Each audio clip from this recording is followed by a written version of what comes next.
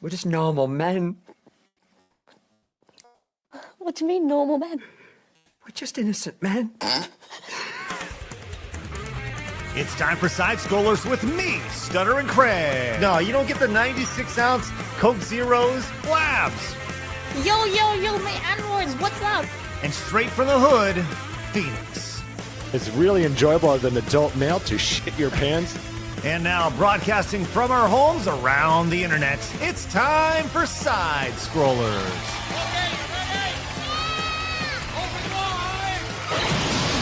Oh, welcome out to Side Scrollers on YouTube.com and Rumble.com, and most importantly, SideScrollersPlus.com. Happy Monday to ya.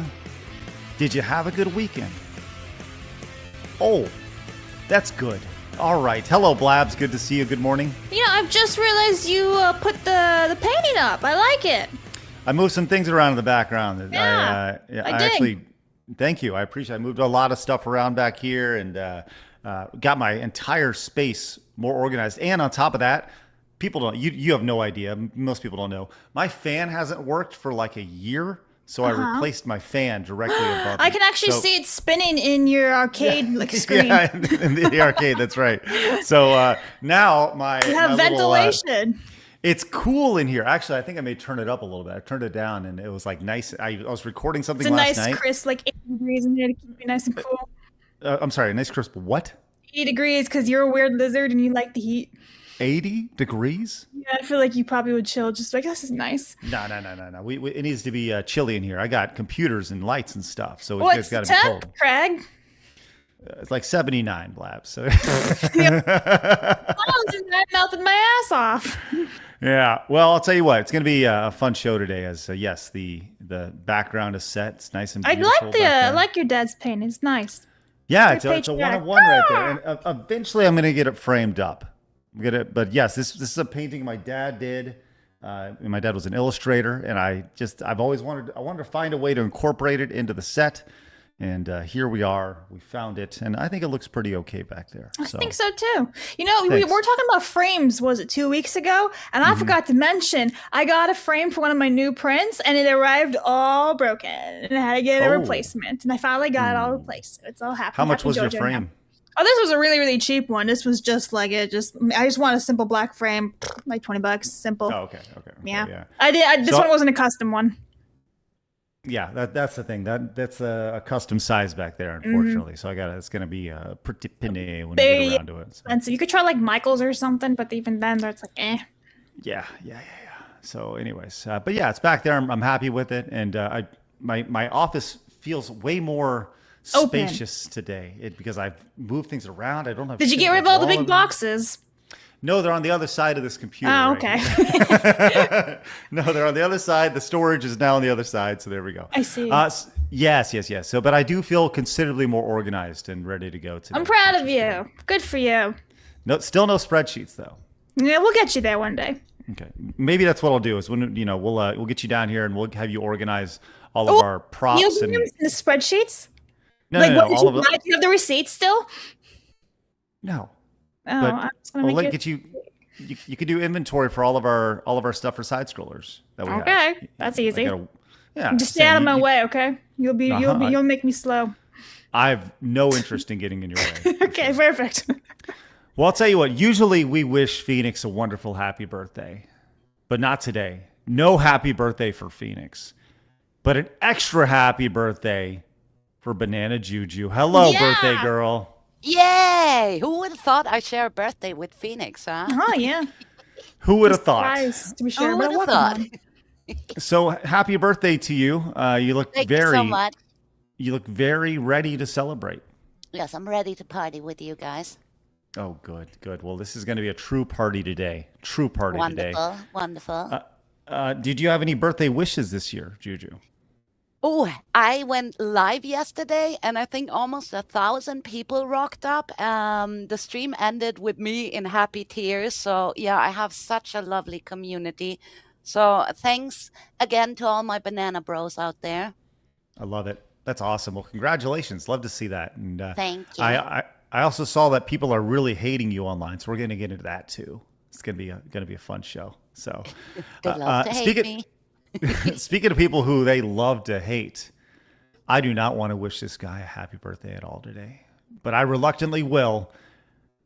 Happy birthday, Phoenix. That is correct. Happy birthday to us. Oh, wow. Yay! What Happy a special birthday, gang! What a special day. It is an absolute honor to come to the realization that I share the same birthday with JuJu. Thank you so much. What a wonderful honor. Amazing. Yes. Happy birthday, Phoenix. Happy birthday to you. Thank you. Happy birthday Oh. to us. yay! Oh, Yay! great. I do have to rain on the parade, JuJu, What? but Phoenix doesn't have a birthday. What? He was from a failed science lab experiment, so Rude. What about an A birth- unbirthday? that works. just- One birthday, yeah. that works too. So happy, merry unbirthday. Phoenix, happy birthday, buddy. Thank you. That's what I was just trying to get at. I appreciate Thank it. you. I'm glad we could do that for you. All right. So lots going on today. We had a very busy weekend of insanity in the world. We're going to talk about that. If you're new, make sure you hit that subscribe button. Join the 148,000 normal men who found us over on YouTube, the over 52,000 on Rumble. We are growing like a weed over on Kick, which is great. I encourage everyone to go follow over there because, Phoenix, I don't know if you've heard about it, but on Wednesdays after the show, it's the hot new stream that everyone on the internet is breaking down and watching. It's Cracking it with Kick. That's right, on Wednesday after the show ends. So make sure you guys follow us over on Kick as well, because it's a bonus fun time. Hello, Kicksters over there. Good to see you. Also, we're live over on Twitch, and if you really want the show delivered to your pants every day, you can via Spotify, which is good stuff. We also have our new Side Scrollers Bitch channel, which is like growing really well, actually. Yeah, great. Yeah, it's very exciting to see over there. So if you want to watch little clips of the show, you can do that over on the Side Scrollers Bits channel. Encourage you to check that out and just subscribe over there. Closing in on 10,000 subscribers soon, so that's great. As we mentioned, we do have Sin City coming up, which is happening in Las Vegas. If you guys haven't yet, make sure you guys use the link in the description and join us in Sin City coming up September 25th. It's a one-night-only event with us, Arch, Jake, and Tectone. Very much looking forward to hanging out with those boys out there. We got a little Tectone news today, as I don't know if you saw this or not, but he's threatening to sue Hassan Piker. So Awesome. We'll see. Do it. We'll see. Do it. Yeah, but I think it'll be a retaliatory lawsuit based off of an existing Hassan Piker thing. So we'll get to that a little bit later. But before we do, I just think it's really important to stop down and celebrate JuJu's birthday. We saw this the other day. You had a tweet out yesterday about this. What a great, wonderful occasion for you, JuJu. You tweeted this out right there. That was great. Way to be older. Congratulations. Yes, best birthday ever. Also, I noticed on the exact same day of your birthday, people are crashing out about you over on Reddit of all things. Yeah, that's amazing. Some community members of mine sent me actually this because I'm never over on Reddit. I stay as far away from Reddit as possible. So I didn't know that this was going on, but apparently for the last couple of months or so, they've been freaking out, and this is just the latest in. They really, really don't like us. And the same goes for Powder and Rev and now Yukivari too.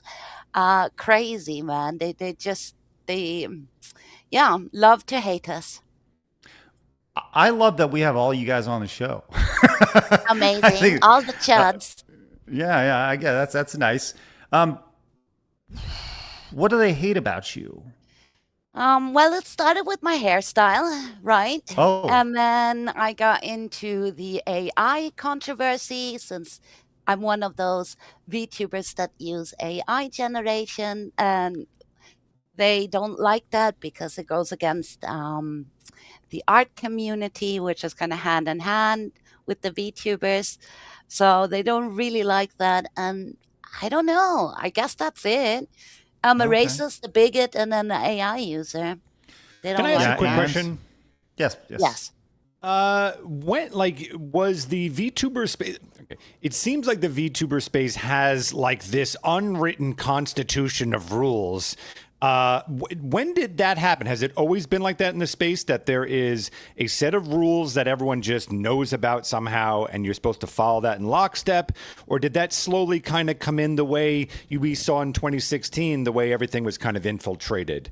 I'm kind of curious about that because I'm ignorant to all of it. Well, I've been a VTuber since 2020. This is the second model, so I rebranded. I was a Fox way back in the days. And back then, I mean, this was during COVID, right? Everyone kind of copied what the other ones did. And there's a huge difference between the Western VTubing, in quotation mark, community or society, as I like to call them, and the Japanese that's more of an idol culture back in Asia, and here in the West, anything goes. But we do look up to the bigger VTubers and we kind of copy them. And since it requires an artist to draw your model and rig it for you, those kind of go hand in hand. And now that AI is basically making it accessible to just print out anything you want, the artists start freaking out. But the Western VTuber culture, as I come to understand it, has always been very left-leaning, very woke, very lame and gay. And I, at the beginning, tried to be just like the rest of them.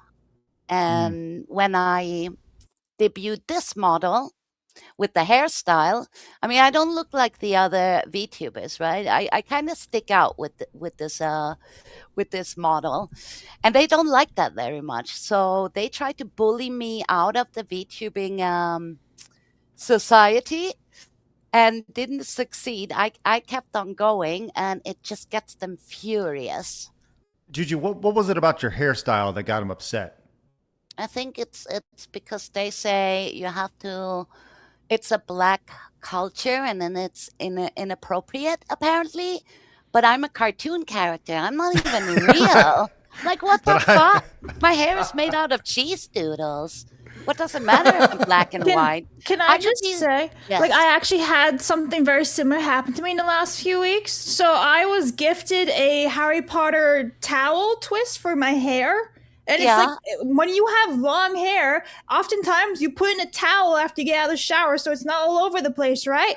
And somebody called me culturally appropriating because I had a towel on my head. Oh, I'm like, I have curly fucking hair. It's drying my hair. Taliban, so culturally inappropriate. Yeah. How dare? Yeah, No, but apparently it's having a Gryffindor ridiculous. towel is nuts. So, yeah, my VTuber plays into the lore of jungle and you know, the Tarzan movies, and I'm a surfer chick in real life, so I've got dreadlocks. Nobody cares. I could be a fat black dude. Who knows? I'm a VTuber. What does it fucking matter? And yeah, they started freaking out, hating me for, well, I say no particular reason, just this hair.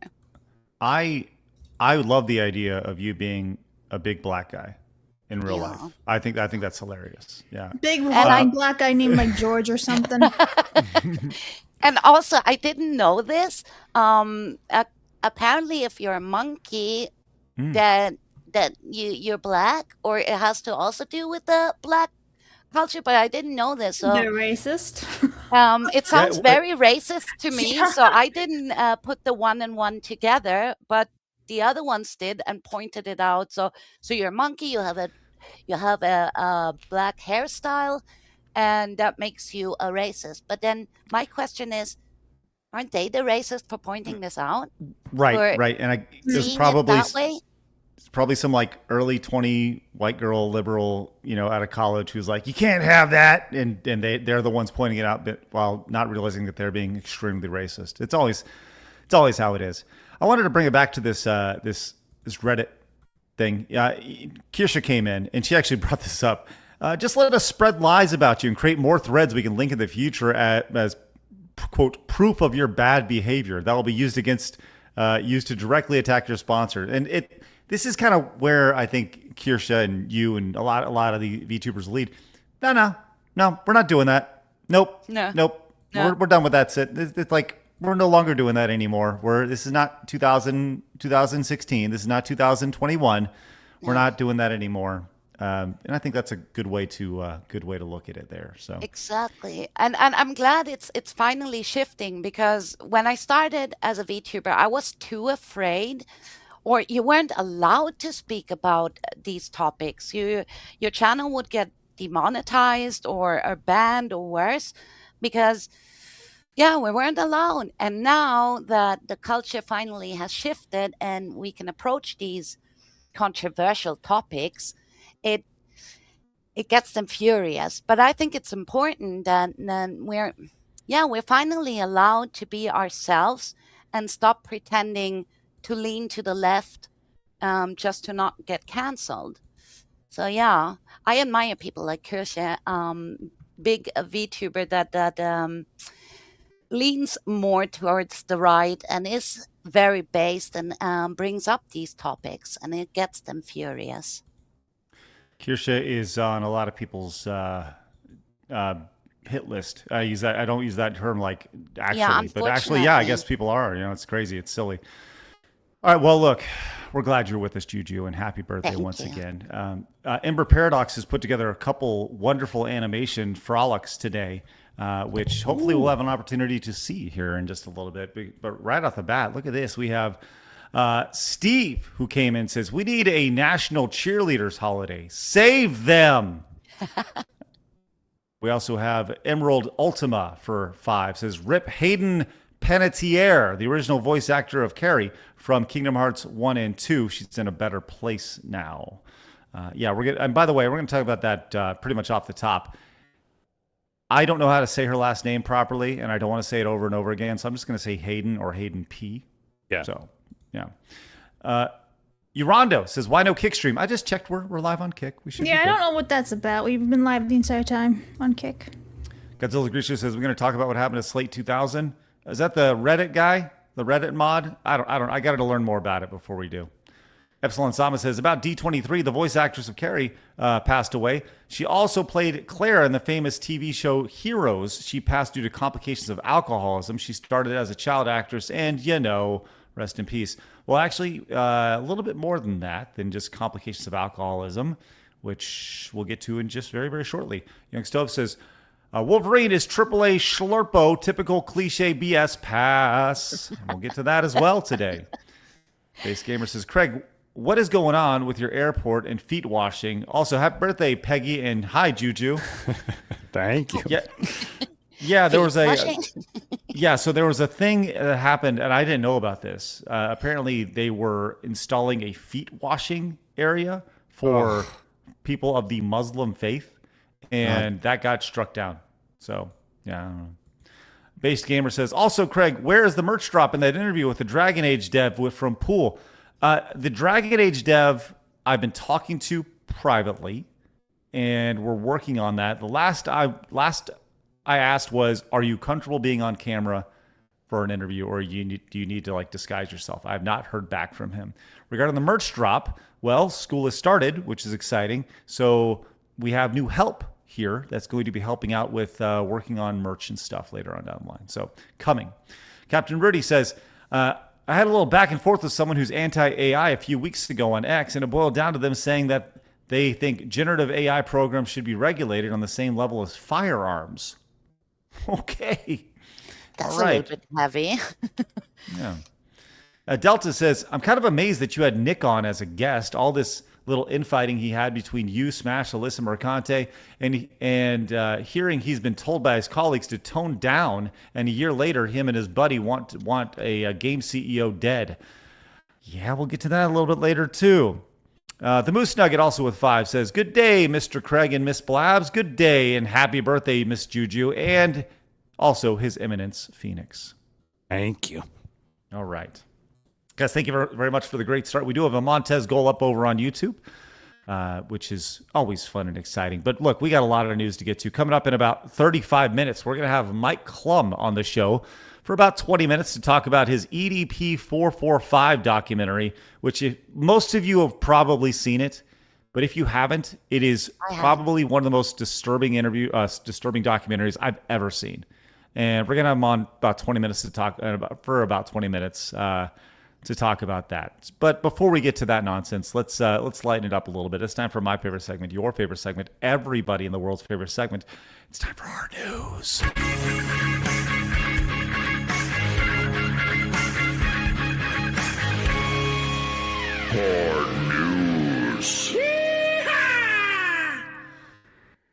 Now, Phoenix, we have an AI conversation on the show regularly, and Friday gifted us the AI Legend of Trump animation. Yeah. Well, a new one dropped. This one for the Legend of Trump, Melania's Mask. Naturally a sequel. Let's go and see how this goes.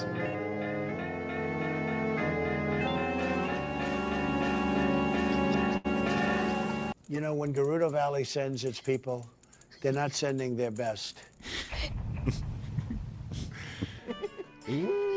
I would totally play this. I I don't know. like him at all. These are not good guys. They're rough guys. They are very nasty. We love our Very great fairy, nasty. don't we, Link? She loves Trump. She told me, Trump, I love you so much. And By the way, I'm not a notice Trump supporter.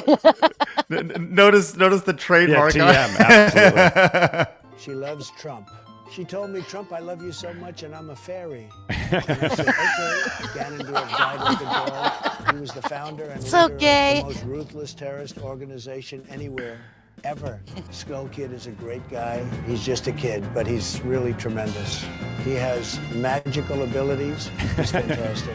No, it's a beautiful property. I just think it would be more beautiful with 500 Trump Triforce condos, that's all. The Strait of Hyrule is wide open. We've made a deal with the Deku Kingdom that we're quite happy with.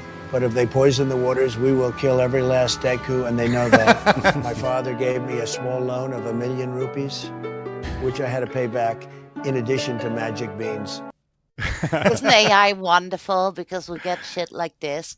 Oh, it's so good. So good. This These are is great. These are Yeah. phenomenal. Yeah. Like I love everything. This is the Tingle one is great. Just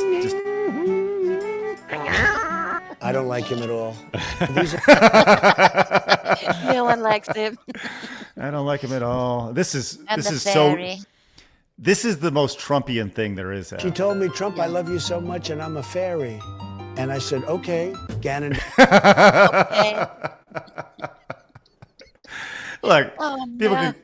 people can complain about AI all you want, but it also delivers this. And I've said this many, many times before. I am willing to pay more for RAM Yes, to have more Trump Legend of Zelda videos. Just saying. this is hilarious.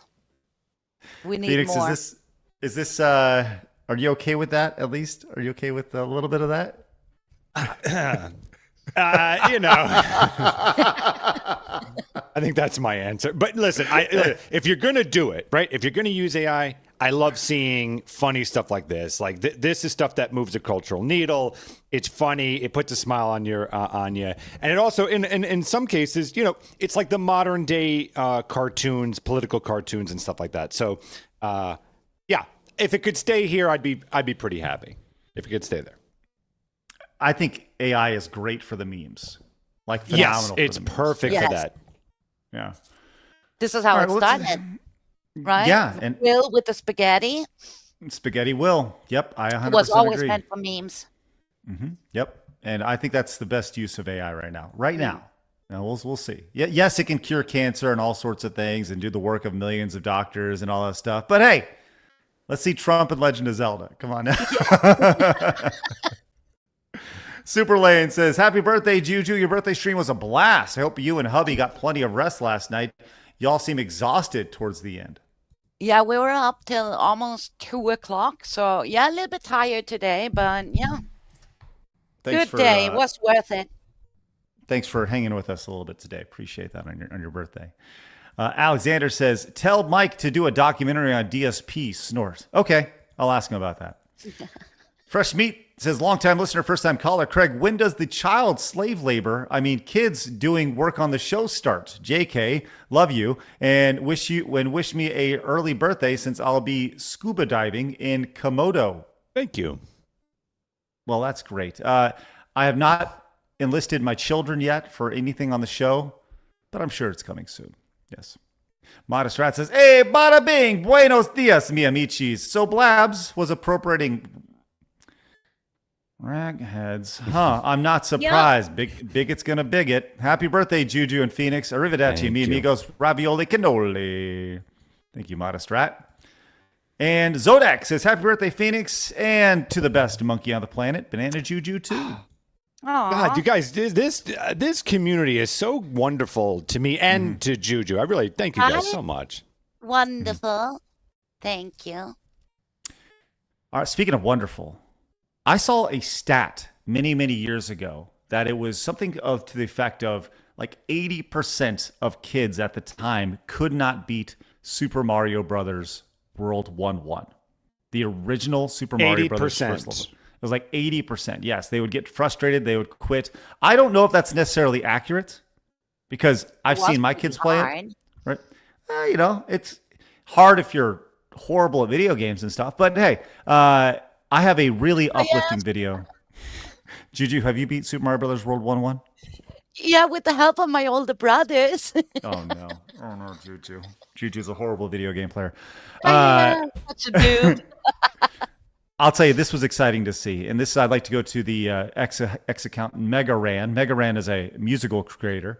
And he had his son playing Super Mario Brothers. Just totally disregard the PlayStation 5 controller here. But let's just go let it play. Jump! Oh, I think he did it. Okay, go.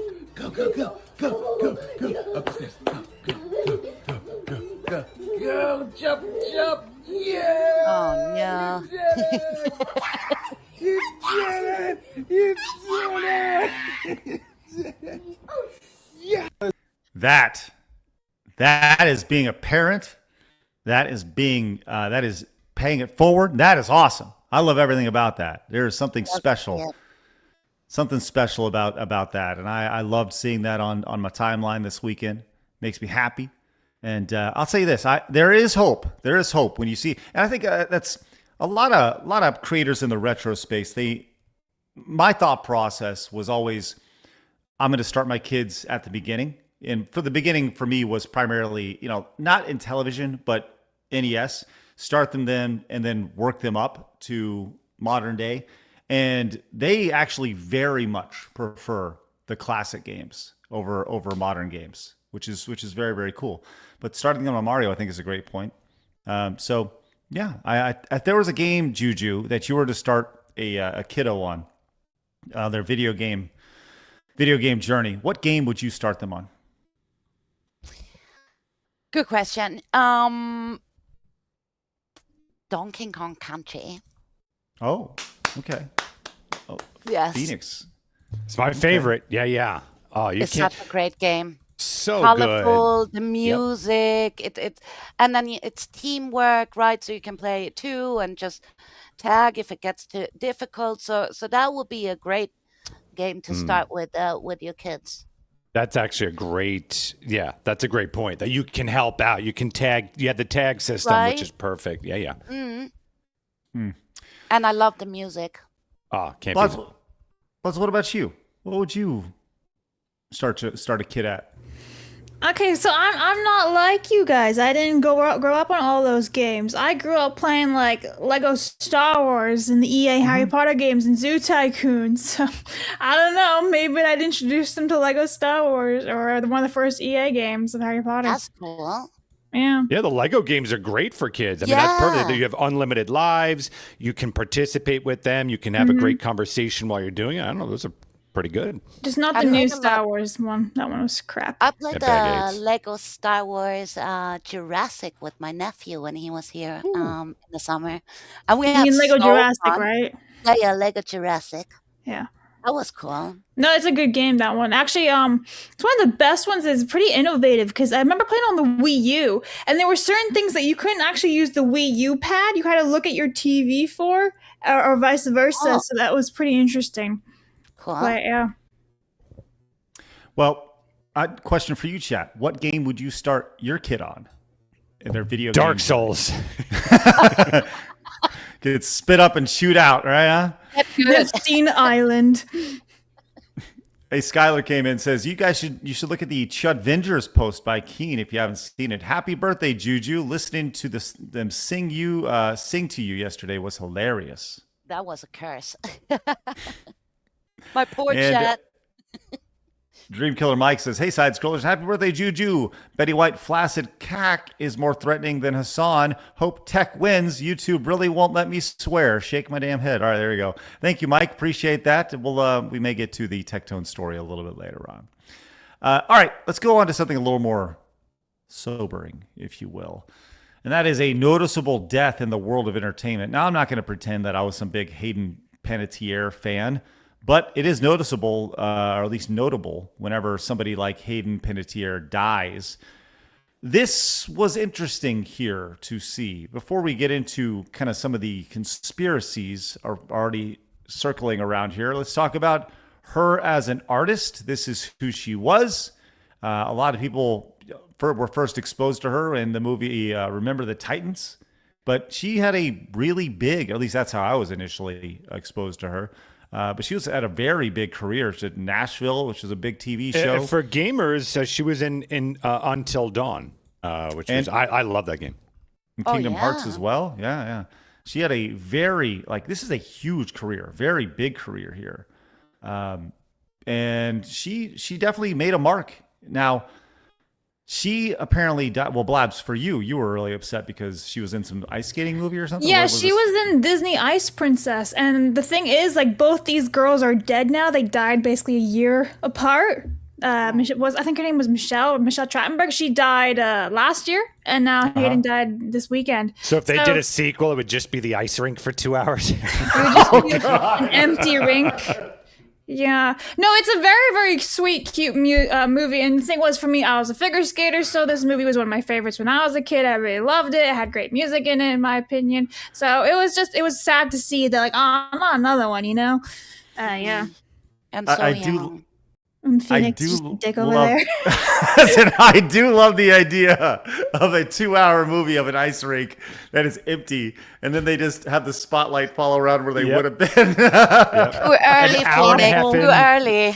Zamboni just slowly goes across. Yeah, well, funny enough, Michelle's character ends up dating the guy who drives the Zamboni on the ice rink. So it's the boyfriend who would just be driving the Zamboni on an empty rink. Yeah. Oh, well, thanks for clarity on that, Blast.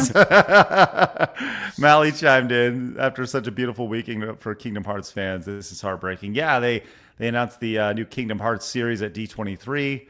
But apparently she died of an overdose. That is the word coming out this morning. Unresponsive as, quote, advanced life support was administered before death. Died in Greenville, South Carolina. Now, there's a lot here. And this was interesting to see before I get to the conspiracy. She was in this Neutrogena ad in 2010, and I didn't know this was true. Apparently, she got fired after speaking up against depression, speaking out about depression. And Neutrogena was like, we can't have that. So they fired her. And I did a little, I just did a little grok search. That's crazy, because she was part of Neutrogena for a million years. Yeah, so she said, according to her own accounts in her May 2024 memoir, she stated that Neutrogena moved to end her roughly decade-long endorsement deal after she publicly discussed her postpartum depression on Live with Kelly and Michael in 2015. That is, she said the brand invoked a morality clause. That is insane to me. Dude.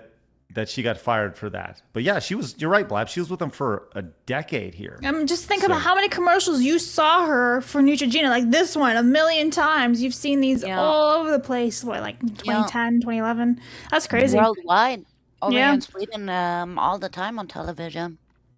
Okay, but here is another level of this, which is where we get into the conspiracy side of this. This guy says, Hayden P just died at 36, 3 months after her bombshell exposure of the elite Hollywood /music system. Now I want to play a little bit of this right here. And this was her on a podcast talking about this. Is all of them. All of them. You write about a moment in your career where a friend of yours takes you onto a boat. You're led to a room which has an older man in it, and then basically told to perform sexual acts and, Oh, yeah. Perspective completely shifted, and I realized that I was in danger. But by the time I'd realized I was in danger, I was quite literally out to sea. And it was that moment shook me and was shocking. And I was quite literally walked down, and I had been having a great time. There was no hints of anything like that happening. So it took me, I was shocked. It took me by surprise.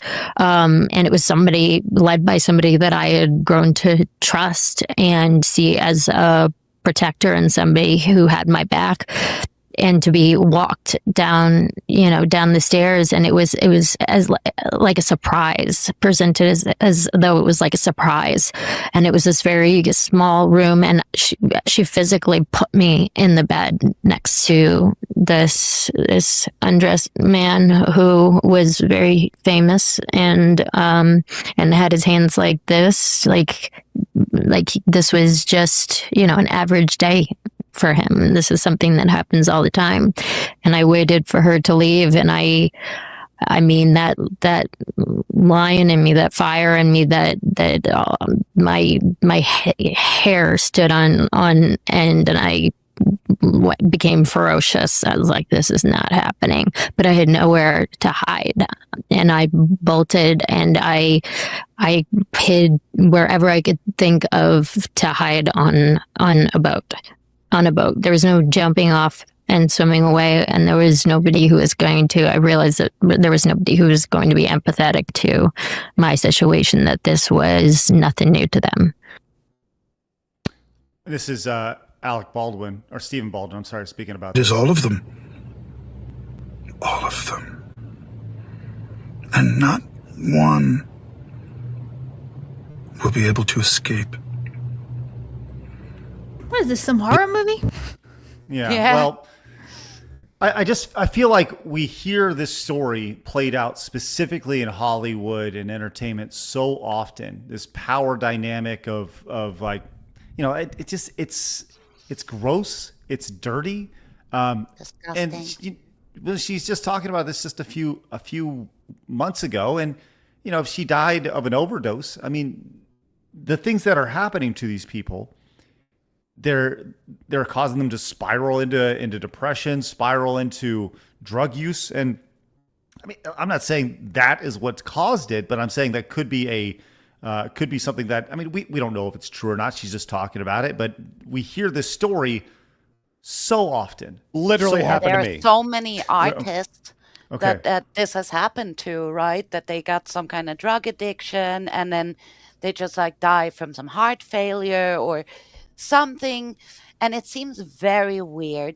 And the entertainment industry, it's got a dark side to it, because everyone wants to get to the top, and what are you willing to do to get there? And they know especially when you're young and it's a young female, and you want to get your name out there, how far are you willing to get? Can you say no? And where are you going to hide on a boat? I mean, this is terrible. So yeah, that pressure, it must screw you up from the inside. So no wonder they start using drugs. And then basically Hollywood got you in the palm of your hand, right? It's scary. Okay, so you mentioned something there, JuJu. You said female, right? But Phoenix, you just said something that I think should not be glossed over, and I'm going to let you go into as much detail as you want over this. I think I've talked about that, right? Not publicly. Right? No, not publicly. At least not on our show. Okay, not on this show. Yeah, I mean, I'm not going to give all details, but big difference. I was maybe 22. I don't remember. But, young 20s. Also a dude. That's a very different dynamic there. I could have taken care of myself if I needed to. But long story short, I was told that there would be this business deal. We were going to discuss this project that we were doing. Went with this higher up in the industry on a boat, and it wasn't a huge yacht, but it was a fairly decent sized boat. But just this person and I, and we'll call that gentleman X. And X took me out on the boat. We're having a good time. And then this person starts talking to me about, where do you want to get in your career and stuff like this. I was always behind the scenes. This wasn't acting or anything like that, but it was behind the scenes and climbing the ladder. And then essentially took the old pants off and made the gesture. And I said, sure. No, I said, absolutely. So once I was done and I cleaned my face, no. So I said, absolutely not. I was absolutely fucking not. I made it very, very, very clear to him that wasn't going to happen. No. He said basically like, well, good luck with your career then. And then took me, again, it's just he and I, took me to the totally different dock where I had to walk all the way back because I didn't have any of my stuff with me. So I had to walk all the way back and find my car and all this other bullshit. So like, again, I am not a woman in this situation. I know others who have been in this situation. I know women at parties that were basically just put in a corner and fondled and weird shit. This is part of the reasons why I'm like, I'm the fuck out of this weird culty shit. This is too much for me. This is not about art. Sorry, I didn't mean it only happens to women, because there are a great many examples for bigger artists where it affects the men as well. But I feel Terry like Crews. Yeah, or Michael Jackson, or Brendan just Fraser. So many, or Macaulay Culkin. I mean, he's still around, but his career is fucked, and he was a drug addict and living on the streets. So it happens to so many. Look at the Mel Gibson. Hollywood tried to push him aside, and it happens to so many, right? And they give you a bad rep. But women are kind of like more sensitive and probably more unlikely to go like, no, I'm not gonna suck your dick for the men are probably, I don't know, stronger and go like, no, I'm not gonna go there. And women just, I mean, we are the weaker sex, right? So, but it happens to both genders, obviously. Very sad. Dark side of the entertainment industry. But the boat thing is interesting because in so many of the situations that I'm aware of, that I've heard of, and all other stuff, and my own situation is very much a get you in a power position. Like you are unable to escape easily. This is not, So when you're talking about, when you're basically having a conversation with the devil, that's essentially promising you, climbing the ladder, or maybe for an artist, for an actor, becoming famous and the money and all this other shit. And you're also looking at like, I'm literally unable to leave. You kind of see that this is potentially a reoccurring pattern for a reason. Phoenix, I don't mean to put you on the spot. Mm-hmm. But I saw this question asked in the chat specifically of Hayden, and I want to ask it of you. When these things happen, why do people not say names? So I can only give you my personal thing. If had this been a R situation, ends with E, right? Mm-hmm. That's different. So you have to remember, for a guy like me, I'm 22, 21, something like that. This is not something where when I said it, he forced himself on me. There was no any of that.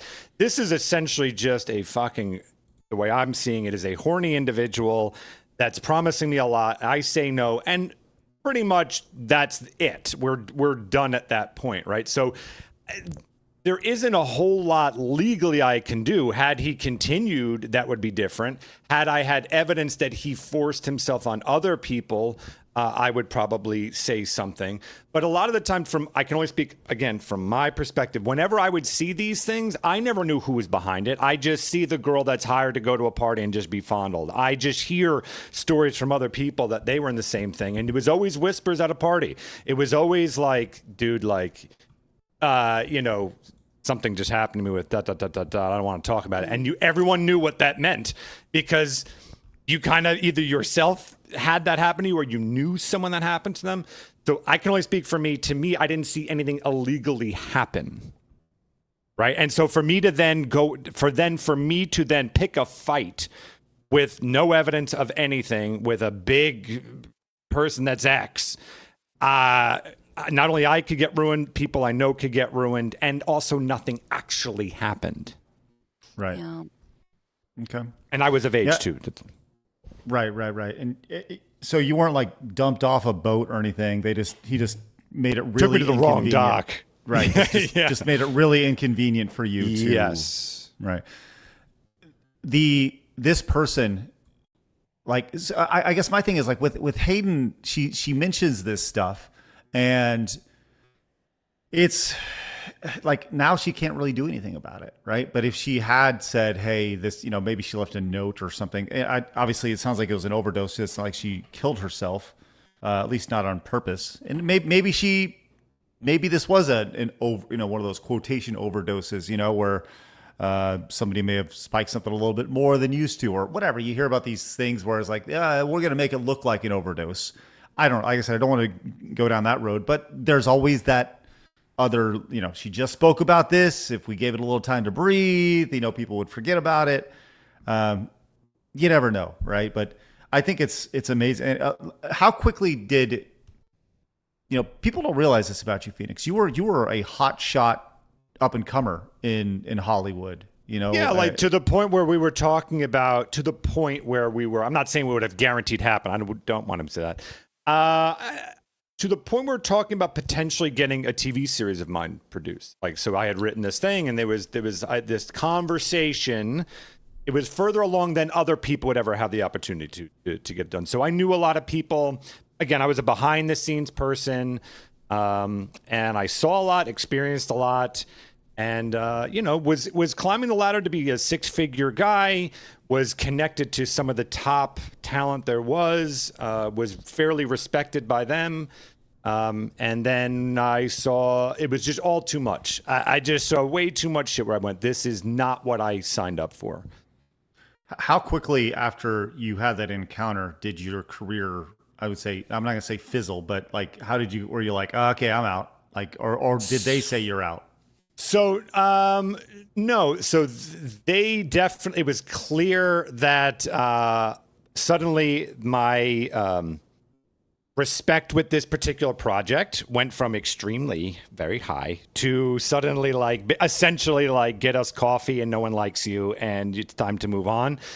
Thankfully, because of how I don't want to take up the whole show doing this, because of how my career was working, I didn't work for company X, right? I wasn't hired by Hollywood company X. I was my own boss. I had my own company, and so I could pick the client. Thankfully, this was a niche project where me moving to, give you an example. If let's say you only worked in commercials, well, that meant I could work in movies, and that's a different group of people a lot of times. So I shifted what I was doing and got to continue a little bit longer, and then found out that in even that other part of the industry, hey, what do you know? This also exists. And also the thing that affected me even the worst was the deep fucking racism there. Deep racism. When we'd be doing commercials and stuff, they'd go, you know what? Get rid of that fat N-word. Put this, da-da-da-da-da. And then next day, go on camera saying we believe that everyone is equal. And it was just that fucking just, what do we do? Am I living in it's all fake.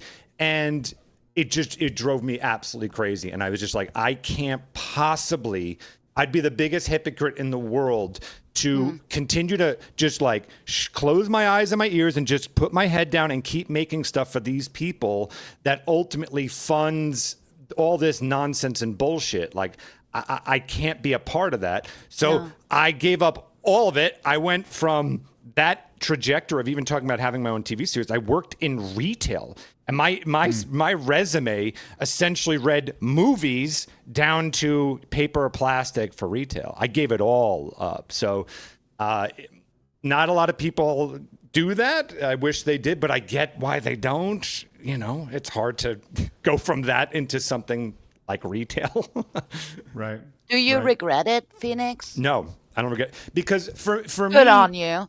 Yeah, for me, at the end of the day, I don't look at material or anything like that. Yes, it sucks that my only dream in life that was all I ever wanted to do. And hey, my God, I got to do it at such a young age and had some decent level of success from that. But at the end of the day, I would not be able to live with myself in doing that. Just in the same way, if let's go with an extreme, I'm going to go with the super extreme, but that way you can kind of see it. With whatever you're doing that makes you money, if you found out that in some way funded CP or just something that you're very much against, right, how much could you sleep at night with yourself doing that? And you could lie to yourself enough saying, well, I'm not making that. But at the end of the day, you're part of the cog in the factory that does. You know what I mean? Mm-hmm. So. Well, you hear these things, you hear about them all. You hear about them, word gets out, and it's always tough when you experience it through other people that have experienced it, and that's not fun for us to hear at all, for that you had that experience. And it's obviously shaped you, and I just like it. I'm sure it shaped her as well, dramatically. So, yeah. All right, let's go. In just a few minutes, Mike's going to be joining us, the director of the EDP 445 documentary. Speaking of creeps, we're going to get to that here in just a minute. Before we do, let's get to a couple supers, Blabs, and do a quick hit about digital ownership. Blabs, coming to you. So, Mercenary says, Super Mario Bros. 2, The Lost Levels. Dark Souls is too easy. Okay, bud. Mr. Rich Low Pitch for 5 says, feel really bad for the parent. Hayden also had a younger brother who also died a few years back. Yes, this is true. Her parents have basically no children left, or maybe there's another sibling, but that's awful to lose 2 kids in the span of 6 years or something. That's awful. Terrible. Mac for 2 says, only knew Michelle in the classic Eurotrip and Hayden in cheerleader movies. Barely remembered her in Remember the Titans. Heinefer for 1 says, I would start my kids off on Where in the World is Carmen Sandiego, Microsoft's Flight Simulator, Star Fox 1 and 2 on SNES, Star Fox 64, and the Strike Trilogy on Genesis. Bike Shorts for 2 says, hey, Side Scrolls, hey, JuJu, happy birthday, hope you had a good one. 2 on Xenosaga. Super Lane says, time to sing, Scrollers. Happy birthday to you. Happy birthday to you. Happy birthday, dear JuJu. Happy birthday to you. Aw, thank you. Mercenary for 2 says, there's a real reason why they say Hollywood was meant to be the new Babylon. The things they did in Babylon would raise your hackles. Mac for 5 says, it's been long known that Hollywood is like that. Doesn't discriminate either between the sexes. Also doesn't help that there are others that use this to get ahead in their career. Captain Rudy for 10 says, I remember hearing a similar conspiracy theory where the car Paul Walker was in where he died, it was tampered with because he was going to blow the whistle on a certain Hollywood conspiracy. I never heard that one before. Shlow Mojo for 5 says, sounds like it's always sunny in Philadelphia. The implication of being out on sea, maybe they knew something. Phoenix, did you know something out on sea? I did not. Delta also came in with 5, says, my choice to introduce to my kids would be Balls 3D on the Sega Genesis. Hell yeah! Ooh. That or Sonic Pinball, but Balls is a funnier choice. Delta, it's fucked up, man. It's fucked up. All right, let's go to a quick hit before Mike joins us. Once again, he's going to join us for about 20 minutes or so to talk about his new documentary. Did you see the story over the weekend about the PBS station that is trying to get all of its content back after 50 terabytes of its own files were just like the data center that they were hosted on went out of business? Did you guys see this? Through your tweet, I did. Yeah. Yes. So it has videos, TV shows, photos, and other archives stored all in this cloud storage company. And open source storage then goes out of business. So then they lose access to all of the files, and now they're trying to go the court route to finally get access to it. And Demion says, BPBS, have 50 years of your shows on cloud. The service hosting goes bankrupt. Servers shut down immediately. All media is lost forever. But digital is the future, right, guys? Right? This is one of those dangers we talk about here with, hey, we're going to make your games digital for Sony. We're going to make your games digital for, you get a nice code for your Nintendo. But that's where we're at now. My favorite thing, though, is that GIF that they use, or the image of Arthur with his clutched knuckles, like, and I freaking love that. That to me was like, that's perfect. Because that's literally what PBS is feeling right now. They're like, damn! And it's just Arthur with his knuckles. That's the shame of all this to me is that, like, for me, I liked what we had, like, in the 10 years ago or whatever, of like just, you have digital and you have physical. And I certainly understand the how some people love digital. Great. You should have that. And I also 100% understand the physical. It's a shame. Like, you can see in both situations here, yes, it's great for when you're PBS that you can pull things up immediately. You have the digital. There's all sorts of things that you can do. It's easier amongst every department in the studios to have that stuff. But here we are now where physical would have helped. And we're missing that. It's a shame that both can't exist at the same time. Right. Well, just remember that when you are downloading those new PlayStation 6 games, that the servers went down. There we are. You own nothing. That's right. You'll be happy. Getting one step closer, right there. All right. Joining us now via the miracle of the internet, the director, the creator, the guy behind the EDP 445 documentary. Everyone, welcome to the show, Mike Clum. Hello, Mike. Hello. How are Good you? to see you, buddy. Hey, Mike. Welcome to our little corner of the chaos internet here. Before we talk, I think it's important we should probably play the trailer just to get everybody caught up on this, because what you've created is terrifying. Here it is. And again, I have it right here. I know the answer, but I just need you to tell me the answer. How old is she? 13, okay. And before we get into the messages, there was sexual content involved, yes or no? Right. And you said, correct. Okay, all right. Again, so what brings you out here today? Well, I was actually coming out here to pick up a cupcake.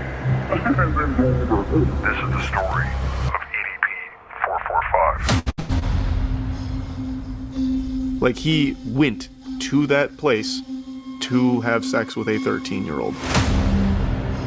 Definitely viewer discretion is advised. Dude's a perverted dude. EDP soliciting sex from who he thinks is an underage kid. He sent me videos of him masturbating. I would say EDP is completely innocent. So what advice would I give to EDP 445? You need to stop doing this documentary. Fucking a bitch's innocence away,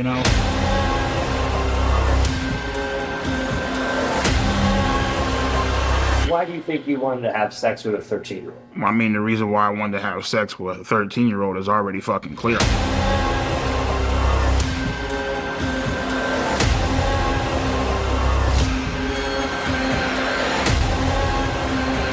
Oh, well, he was talking to 13 and 12-year-olds. Fuck all that.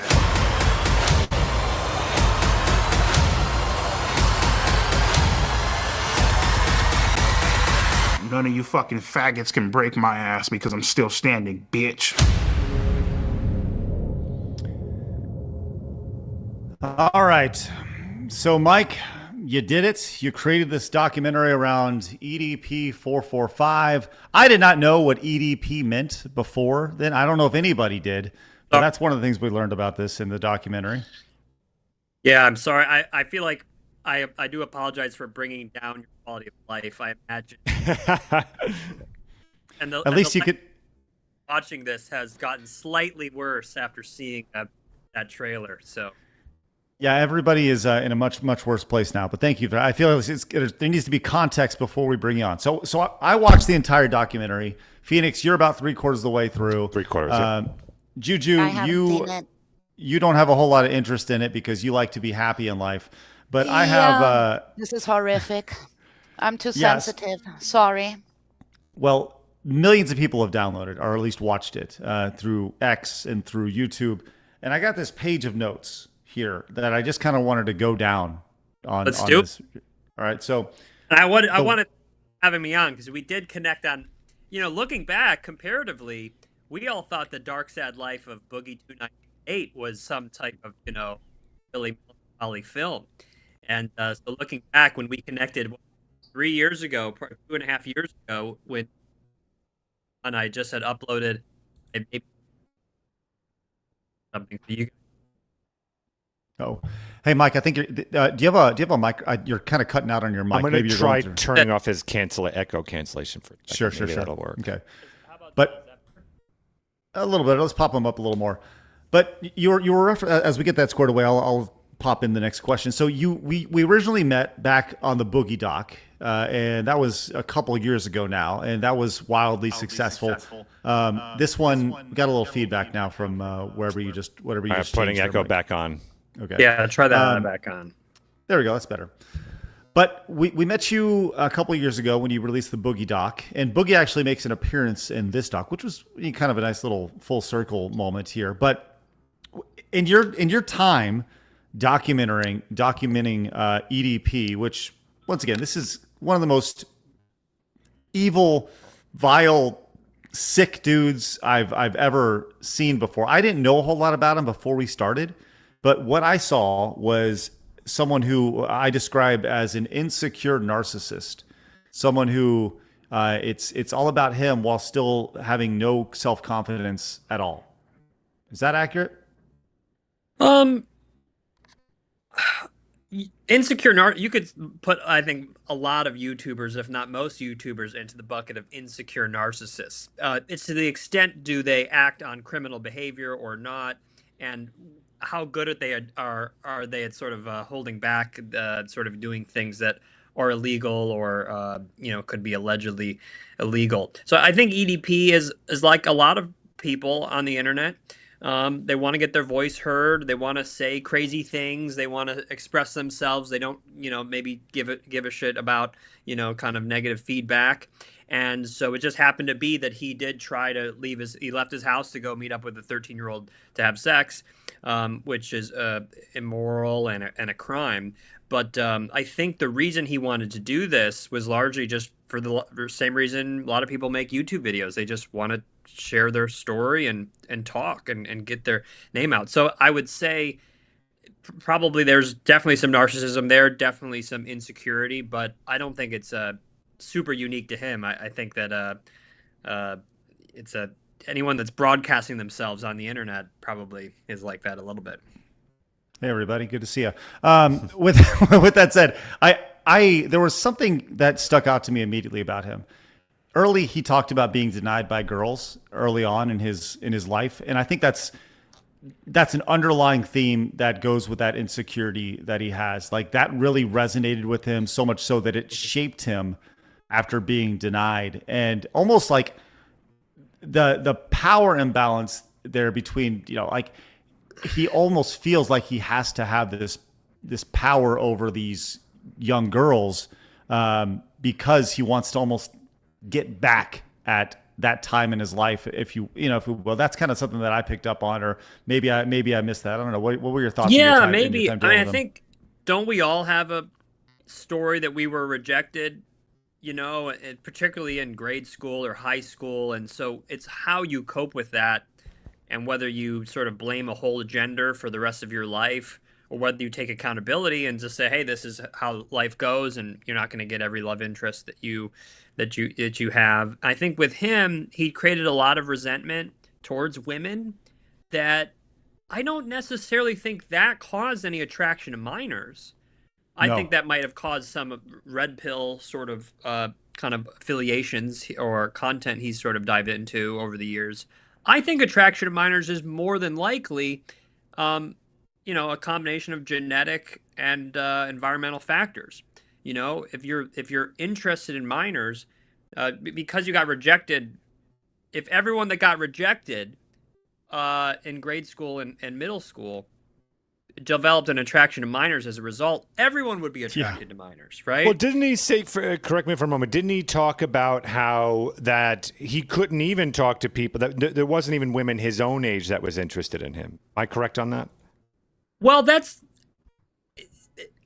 all opinion, right? I'm not trying to give this guy excuses, by the way. I'm just trying to get to the character of this guy. Peak, put yourself in this perspective. Here the guy is his peak. 5 million subscribers on YouTube, 600,000 followers on Instagram. And this was in 2021. So this is equivalent modern day of probably 1.5 million or 1 million. This is a famous person. So even if a tiny percent of the population, you have to imagine, even if he scrolls through his likes on a picture, there's going to be a woman that's within acceptable age range. This is someone that I think there were women that were very attracted to his personality. He's definitely a very unique looking guy for the average sort of beauty standards for men.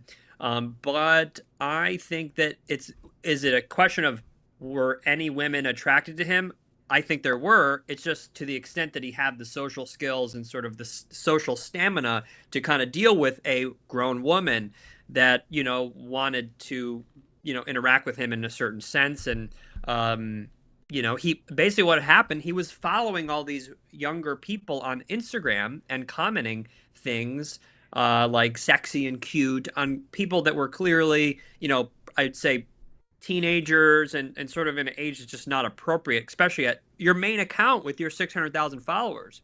And so that's when Cold Raven saw, who's another creator, saw all this activity and started to begin the process to kind of take this guy down. Well, he got taken. Well, the attempts to take him down were multiple, and they've all more or less failed as far as him landing in any sort of real jail, despite, as you point out in the documentary, he admits to 16 crimes over the course of the documentary. But through various YouTuber investigations, they have more or less fumbled the bag when it comes to those things. Phoenix, you had a question for Mike in regards to that. Yeah, I didn't see I got 3/4 of the way through, so I don't know if this is addressed at the end. But I guess, yeah, one of the things that I was curious about, did you walk away with that in some ways that when you have a YouTube groups like this that are trying to do these little sting operations and stuff like that, that did you walk away that they had that they were in this for the right reasons, or were they themselves in a way predatoring for success and clicks and things like that? That almost everyone here is guilty to an extent. Again, not of the same crime. I'm being very clear, but that there was no good guys here, just a lot of villains. Yeah, I would say that that's a common sentiment after watching the film, that nobody looks good. And perhaps you could argue, including me, you know, why did I make this? Should I be platforming, quote unquote, this person? And so I didn't try to make anybody look good. And I didn't even, you know, I was okay with myself being brought down a bit. I think in the case of the predator catchers, you know, they're content creators ultimately. I don't think anyone's denying that they make money the same way that they would if they were doing pranks or any other type of content. I think that to the extent that if any of them are sort of really trying to moralize what they do, I think that could be critiqued. But I think when you look at a lot of them, they're kind of honest most of the time. They do it to make money. So there is a critique of predator catchers. But yeah, none of them did it correctly. You know, yeah. Alex Rosen did not, you know, execute the first one in 2021 in a way that could be used, you know, necessarily for to get a prosecution. And then even worse, in 2023, Gideon and Skeeter Jean did a catch that was not usable, really. And that, in fact, one wasn't even a catch. It was just sort of a lot of messy details, and then they just showed up to sort of confront him. Now, the good news is they've all gotten way better. Alex Rosen, if you look at his newest content, is substantially better at sort of his operation with predator poachers. You can say what you want about him, you know, personally and whatever, but his ability to get convictions is way better. And then Skeeter and Gideon have gotten way better. In fact, at the time, Gideon wasn't even doing predator catching; he was doing pranks. So he just approached this as almost like a prank video. So he was not tuned into how to effectively do this, how to interact with law enforcement, and when to interact with law enforcement. So they were all, how EDP got lucky in that he was interacting with Alex, Skeeter, and Gideon at the very early curve of their predator catching journey. And so he was the one that was almost the guinea pig for, you know, that now I think if Alex would have caught EDP now, I don't think EDP would be around to talk about it. he didn't do it properly, and yeah, I think that's hopefully that will be the case. But one thing, when I just go into the mind of this guy, right? We're talking about a guy severely addicted to porn, who sends shit pics to people on a whim, like you included. He just would send pictures of his poop to you for whatever. Like, did you prompt him that? Were you like, hey, send me some poop pics, or did he just randomly send them to you because he felt like he had a relationship with you? Well, no, EDP actually, well in advance of me, had been sending poop pictures to all types of people and had been known. This was a known aspect of his personality. In fact, I didn't get it into the film, but he had actually sent poop pictures, like AKA shit pics, to the actual 13-year-old that he was messaging. So this is something that he does. He has perhaps his own reasons, but no one could truly understand and why this goes on. I don't really understand. And maybe it's a humor thing. Maybe it's some type of sexual kink. Maybe it's some type of way of getting back at, kind of the trolls and such. But it is certainly an odd behavior that naturally I was signing up for, and I couldn't necessarily tell him to stop because, it's part of the journey. And it has, the good news is I have not received any shit pics since the documentary's been released. But now that I say that, maybe he'll start up again. So, well, okay. So a couple things. At any point during the doc, were you like, or during the production of it, were you like, I can't do this? No. By the time the thing about EDP, almost everything was already public. So, on the scene in 2021, he admitted to everything. The age of the girl, what he wanted to do. Alex Rosen went through the chat logs. So in 2021, everything he basically said in the documentary, I'd say a good chunk of it, had already been public. And, whether it's shit pics or other things. So I knew I was signing up for, coming off of the Boogie documentary. And so by the time I was filming, it was a bit shocking to hear him sort of framing certain things in the way he did. There were also some things that were unexpected, but nothing. I'm pretty good at separating my emotion from, like my work and what I'm doing. And so I don't feel a ton, as I'm capturing things and whatever. I'm just, I'm doing my job. And so, yeah, I guess, no, there wasn't any point. I honestly was just like, hey, let's, if anything, this is so compelling that I have to keep working on it more. I would have loved to get it done in 6 months or a year. And I thought I was going to get it done in 6 months. Because Boogie Doc only took 9 months. I'm like, hey, maybe I'll get this one done even a little bit quicker. But it just became such a big project with so many layers that it just took so long. What's your relationship now with this guy since the documentary? It's fairly positive. I mean, I don't think he probably loves every aspect of the film. He has a unique way of coping with any. Think about this guy. I mean, EDP, he's gone through so much, for better, for worse, and has to have ways to cope with all this stuff, or he'd be, insane or no longer alive, whether it's kidney failure, whether it's the catch number 1, where he was globally known as like this guy trying to meet a 13-year-old, or the catch number 2, or just becoming a famous guy in the first place. So he's found ways to kind of accept that this film has been made and out. I think that he largely has separated what I put in the film from his view of me personally. It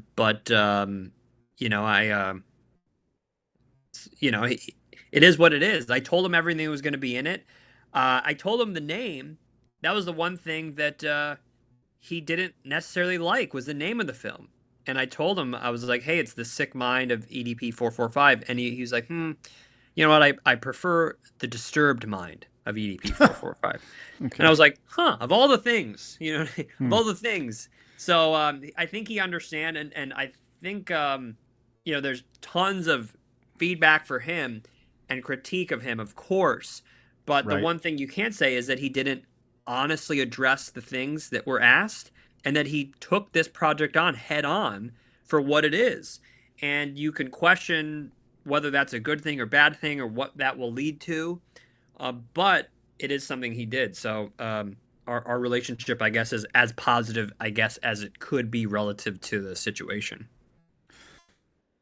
Okay. Well, we only got another minute or so with you. So I want to be quick, real fast. Tell me about the guy you hired, I'm assuming hired to play EDP in the recreations. Because correct me if I'm wrong, this was his first acting gig?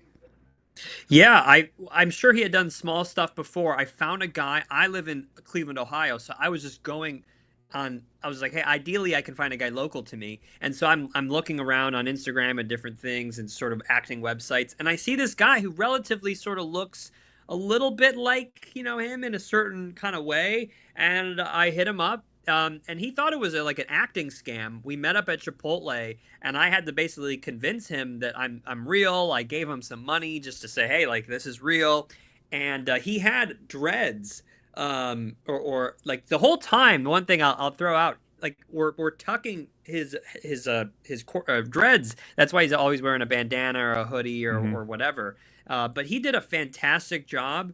We filmed this on and off. All the B-roll and all the reenactments with him was probably filmed over about a 1.5 year period. So he kind of does age a little bit. But we shot it sort of progressively. We shot the kind of the teen stuff, and then we shot the stuff later. But he did a fantastic job, and he was paid. Everyone, like, he was compensated well, and so he's done interviews, and he's enjoying the sort of a popularity yeah. So.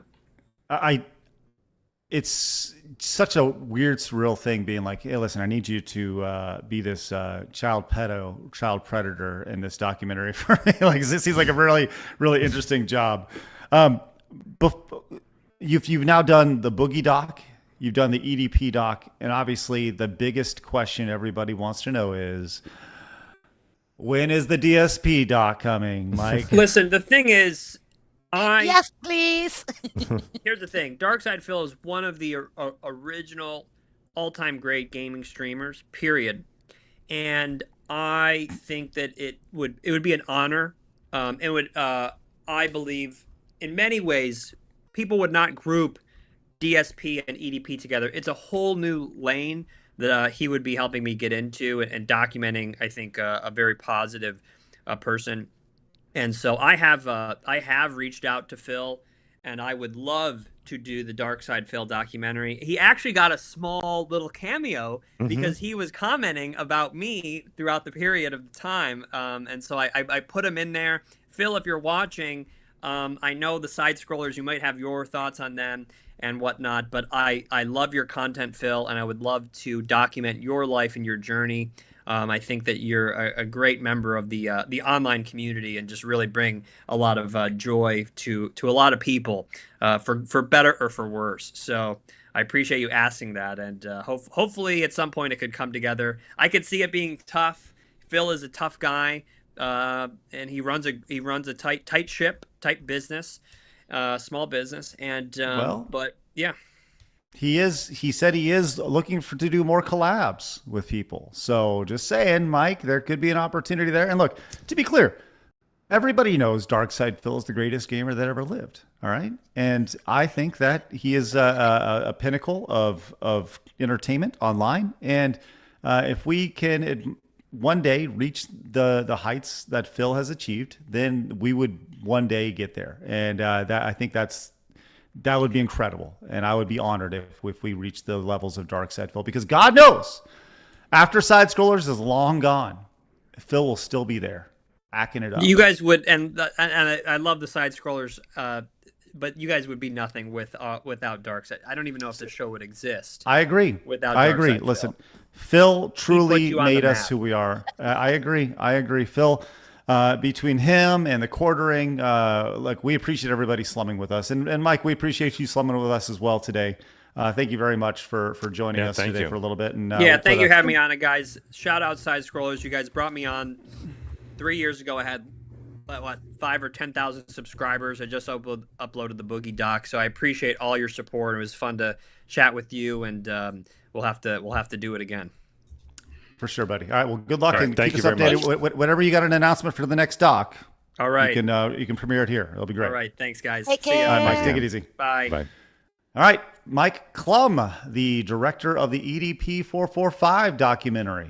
You can find it on YouTube. Just Google EDP 445 because the guy's banned, so it's literally the first thing that shows up. And I'll tell you this, man, it is tough. It is a tough 94 minutes to get through. So, anyway, I will say, around it. It is beautifully, for such a horrible subject matter, it is big props to Mike. Beautifully done. It's shot beautifully. The pace and the editing, all that other stuff. It's a really well made piece of documentary, if you will. Very, very good work. So it's this is even one step above the Boogie one, which I had seen too, and I was very impressed with how that was put together. This is something worth watching if you can sit with the subject matter. Yes, there's a lot there. All right, let's get to some supers real fast. And then I want to move on. I'm going to look at the poll. The poll says they want us to talk about the Wolverine game. So all right. we're going to move on to the Wolverine game here in a second. Okay? Blabs, fire away. Shorted. Shot Red for 5 says, Mike, please do a documentary on the rage pig Ethan Ralph. That man has been in so many wild situations. It's crazy. I'll pass it on. For 2 says, what I'm hearing is that we've got a guy on here who can make some great movies from Side Scroll Studios, some actual 9.5 out of 10 films with Phoenix. You definitely let him put just a tip in. Be honest here. It's true. I did. Yeah. What are you going to do? What are you going to do? Coming up in for 4 says this is PBS's own fault for not having 2 offline backups, even if it's just files burned to a 25 gigabyte Blu-ray disc or old spinning Rust HDDs. Back up your stuff, people! Thank you. Mercenary for 1 says, I'm in a much better place because of this trailer. I imagine Guantanamo Bay has chipper shredders to put things in feet first, like EDP. Mm-hmm. God damn it, Craig, why you ruin JuJu's day with this story? Terrible scheduling. Let the monkey, not EDP, be happy. Jesus Christ. Thanks, Bike Shorts. Happy birthday, JuJu. Thank you very much. Misguided says, here's 5 towards Phoenix' new low-budget indie film presented by Side Scrollers. That would actually be awesome. I would love to do that. Let's do it. Let's kickstart it. Let's make it happen. Let's let Phoenix do his thing. I has no face for 10 says, if I remember correctly, Ted Bundy's horrific actions started from being romantically rejected. Benjamin says, I'm of the opinion this was EDP's sewer slide note. Oh my. Harriet Tuckman. Hey, it's been a minute. We haven't seen you in a while. Hey. Harriet Tubman gang for 5 says, what I do, cuz can we get Blabs playing Mr. Sleeping Man? I think she would enjoy that game. It's all made by one. Gang Tubbs out. Old person emo. Thank you. I'm surprised you didn't do a bathtub emo. Thank you very much. Mac for 5 says, how did you get him to dress up in an orange jumpsuit and pose? Spillane for 5 says, those content creators are the reason why EDP is free. That makes them complicit in every crime he's committed since. I want to fight all of them. Thank you, Super Fresh Meat says, long-time listener, first-time caller. I had come in late, so I want to wish JuJu a happy birthday. Phoenix gets nothing for being a mockery of your base grandmother. Jesus Christ. What? And then we got a new one just popped in right here. Boop. Feluca says, I thought you guys brought EDP for a second. Bananas. No, EDP would never. I would never have EDP on the show. I actually have a really fast question because someone kind of brought it up again. Hey, Craig, I don't know if you know the answer to this. I am curious to see how this is even legal, right? So if YouTube channel X does these sting operations, right? So you essentially get the person to admit into this illegal activity. I would imagine at that point, especially now that you have evidence, the fact that you don't bring it to the police's attention, doesn't that actually put you... Doesn't that make you complicit in it, right? Because like you've seen the crime, you've documented it. Now, isn't it your goal? You have to go to the police at that point. I would imagine. I would love to know what the legalities of that is.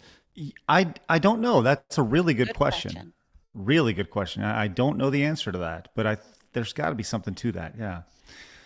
All right, real Before quick. you go on, we gotta get this one real fast. This just see popped in. Hang on, I have a new asset. Keen said this. This one. Dunefire gifted 10 subs over on Kick. Thank you very much, Dunefire, over on Kick for the subs. Yeah. I look wonderful. amazing. We own a with diner. I the love petticoat. Wow. Yeah. Dune, thank you very much. That's awesome. If you guys got That's gifted phenomenal. a sub, make sure you say thank you. Consider paying it forward. Superlane also with 5 says, thank you, Blast, for singing to JuJu. Good job. Oh, good job. Craig and Phoenix, your failure has brought great shame to you and your families. Yeah, Phoenix really failed when he was on that boat, huh? I sure did. I should have performed, Blabs. I should have performed. Thank you very much. Mercenary says, happy birthday, JuJu, before we get and the show ends. And screw you, Phoenix. We'll meet later. Okay, that's weird. Okay.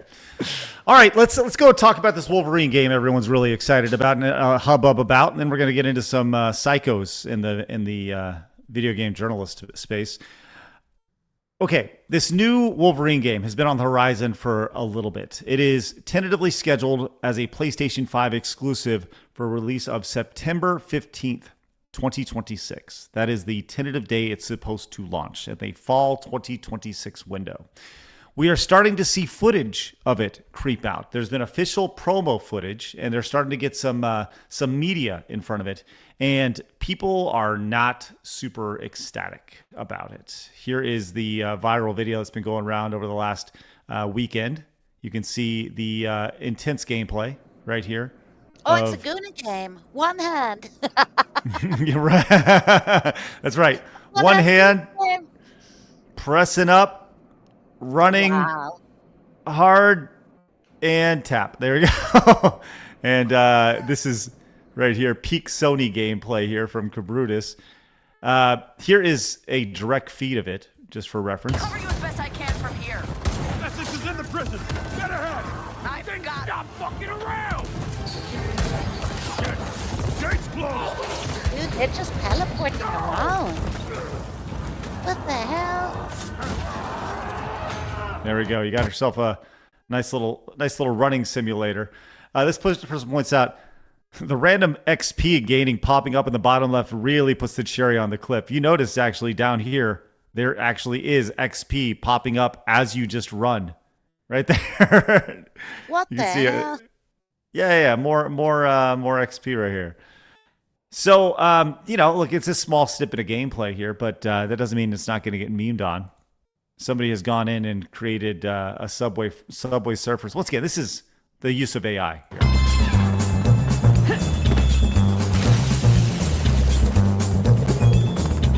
Yeah. So much better. Right.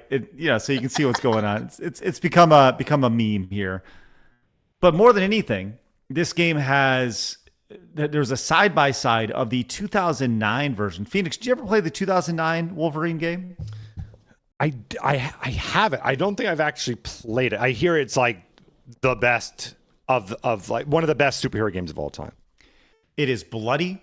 It is violent. It is fun.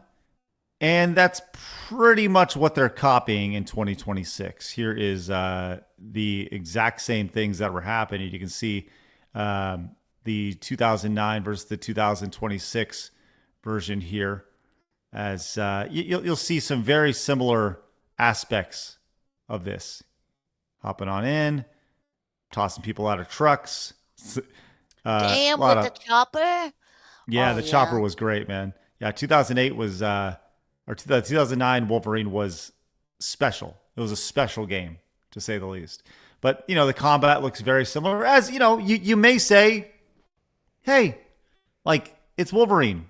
I guess the combat should look similar to what it is. I guess. But here's the fun thing about it is that people have started talking about this game online, and it has gotten back to Insomniac, who is the developer of the game. And this game has been memed like crazy. And the Insomniac communication director, James Stevenson, has spoken out about the amount of negativity surrounding Marvel's Wolverine. He says the constant criticism and attacks have become an onslaught on developers' mental health. Oh, God. Steven is even considering telling Insomniac employees to stay away from X because of it. Fans are comparing it to a PlayStation 2 game and calling it a movie game designed for journalists. Not allowed to criticize. Well, you're right. Here's James Stevenson. I think the wild way this algorithm amplifies and forces negativity upon you has me reconsidering my philosophy on telling devs to look or post here. It's a relentless onslaught that I cannot believe is good for anyone's mental health. nor representative. Right here. Good God, man, the fuck up! You're making you're making a little video game. Look, the internet's trolling you, and maybe they're right, maybe they're wrong. Whatever. You stay on point. Stick to your product. That's your only job right now. I don't give a shit about your mental state. Stop it. Fucking just make a good game. Enough. No one cares. I don't care. Then then tell your developers that and shut the fuck up. Don't you're not helping yourself by publicly saying all this shit. Then just get off. Just get off of it. No one gives a shit. I agree with you. JuJu, do you think that them going online and talking about the discourse of their game online does anybody any favors?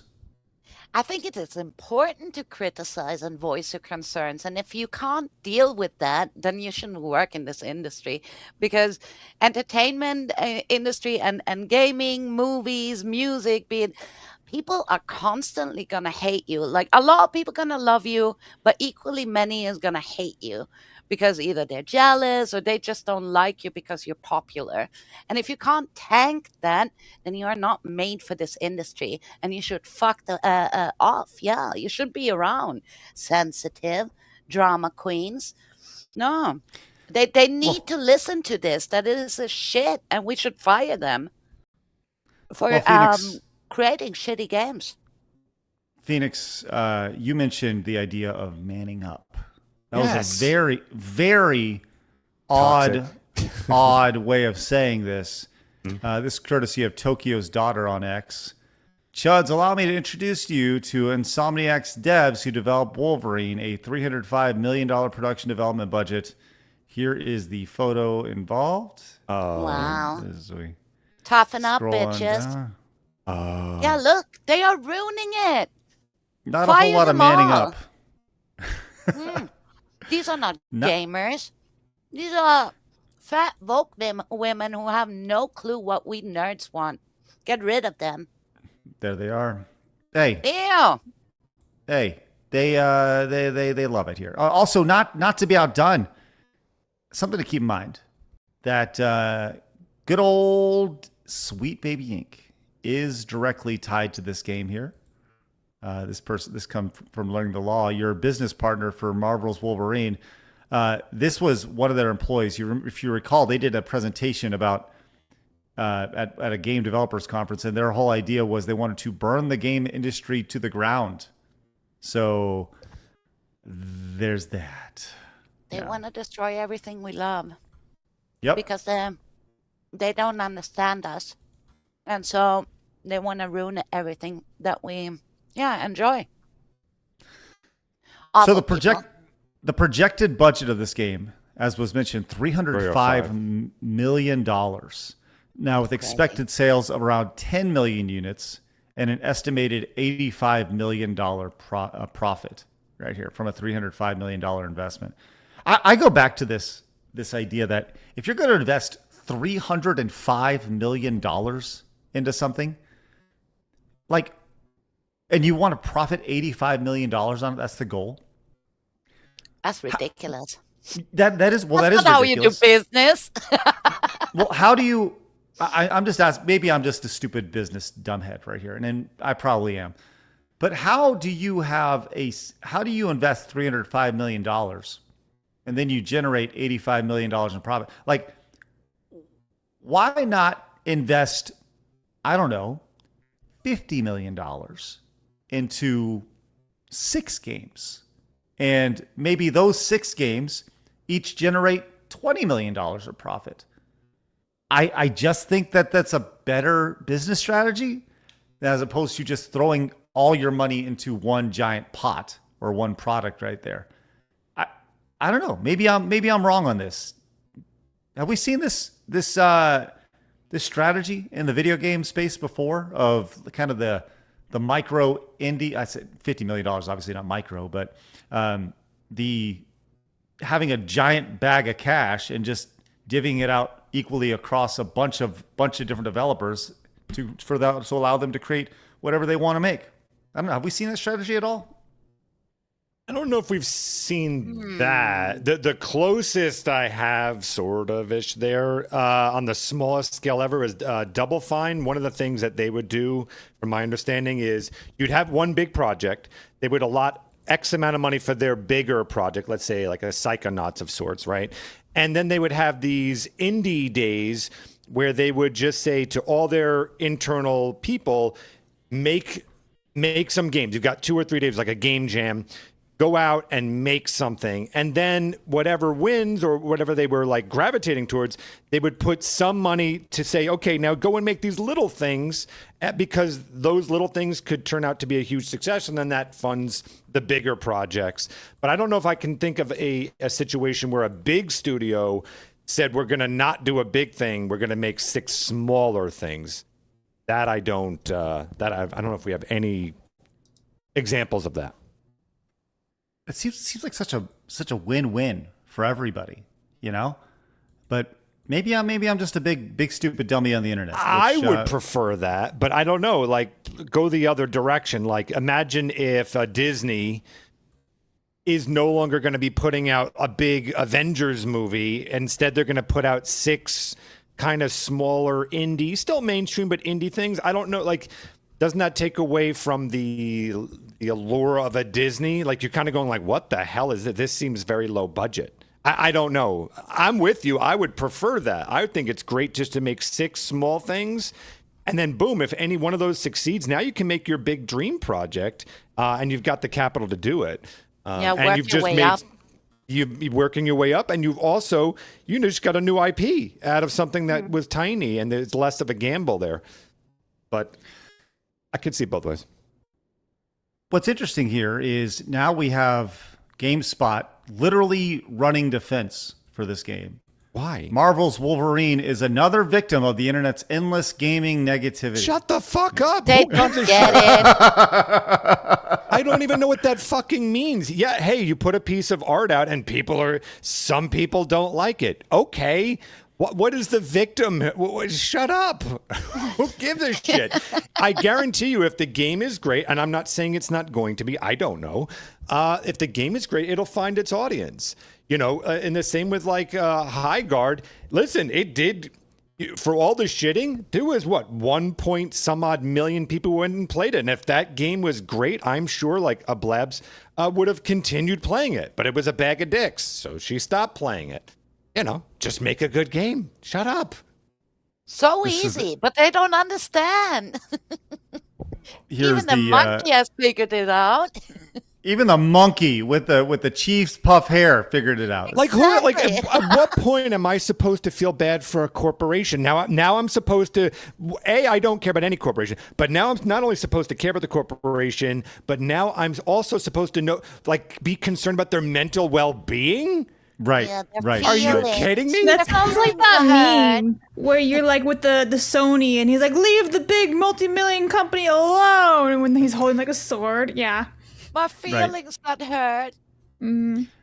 Well, this guy does nail it here at the top. This is the top response to this. Robert Kraft says, wow, GameStop, spare me the Wolverine as a victim framing. Insomniac is a business selling a product. GameStop is a business covering that product. All the customers are the people expected to hand over the money. The relationship gets awfully parasitic when games media starts protecting publishers and studios from the very audience both businesses depended on. Studios needs coverage, access, hype, and favorable narratives. Games media needs studios for access, content, clicks, interviews, previews, and relevance. Then when customers push back, suddenly the customer is the negative ones. No. Yeah, you make the products, you cover the products. We judge whether it's you're doing a good job. If the criticism is wrong, rebut it with evidence. Stop treating paying customers like the disease and an ecosystem built entirely around extracting their money and attention. Tired of this shit. Play this the other way around. Maybe I'm crazy here, but play it the other way around. That someone puts out a game trailer and game footage and everyone goes, wow, this looks like the greatest game of all time. And we all rally behind it. Are we to say that that's toxic also? That we're not supposed, I don't understand the logic here. If Wolverine was looking great to the audience, then the audience most likely would say, boy, I want that game. It's also a physical game from Sony, so there's more reason even to champion that as well. So I don't Craig, I don't understand the logic at all here. I think I know. I think I know how it all started, guys. It's because we stopped bullying these kids in high school and always said, like, oh, you're so talented. Everyone is going to love you. And they grew up with this retard mentality that no one is allowed to criticize them or utter any concern. So they live in this fantasy world. And as soon as you say something negative, they go like, oh my God, my feelings. I wish we would have just kept bullying them. Well, the guy who wrote this definitely needs to be bullied. And I'm with you. Like, dude, is this your first day on the internet? Like, congratulations. They got too soft. You make something, you put a piece of art out there. You're not entitled to just praise. You put something into the audience. You didn't need to do that. You chose to do that. Well, guess what? Some people aren't going to like it. Tough fucking shit. Then don't make things. I don't know what to tell you. Deal with it. That's right. Toughen up. All right, I want to move on to this Saber story and more game journos who are just oh gosh, nightmare. Yeah, it's honestly amazing. But I did see a big old bomb dropped, Blabs. Can you fill us in on that real quick? Yeah, do you have the asset, the Ember Shade? Because I'm not able to put it on StreamYards. We have too many assets. But we have this 50, if I can find it, wherever it went. Ooh. Where'd it go? There it is. Okay, here it is. Not That John Store for $50 says, I demand more monkey. Super cute frolic. So this one's for you. That's fun. How lovely. Look at me go. Off she goes. Oh, the monkey queen. What? That's cute. I like this. Lovely. Wow. That's adorable. I like the little monkey. Aww. So happy. That's you. lovely. How happy. Look at her go. There's another one. They're all so happy. Oh, wow, lots of cakes. All my banana bros. There we go. That's great. Well, thank you for that. That's just wonderful. All right, what else, Blabs? Okie dokies. Wastelander for 2 says Wolverine, that game journalist easy mode edition. Zimmer5, I have a request. Whenever you have a non-American guest on, have your AI guy make a frolic of them getting captured and deported by ICE. Anyway, Wastelander for 5 says, yeah.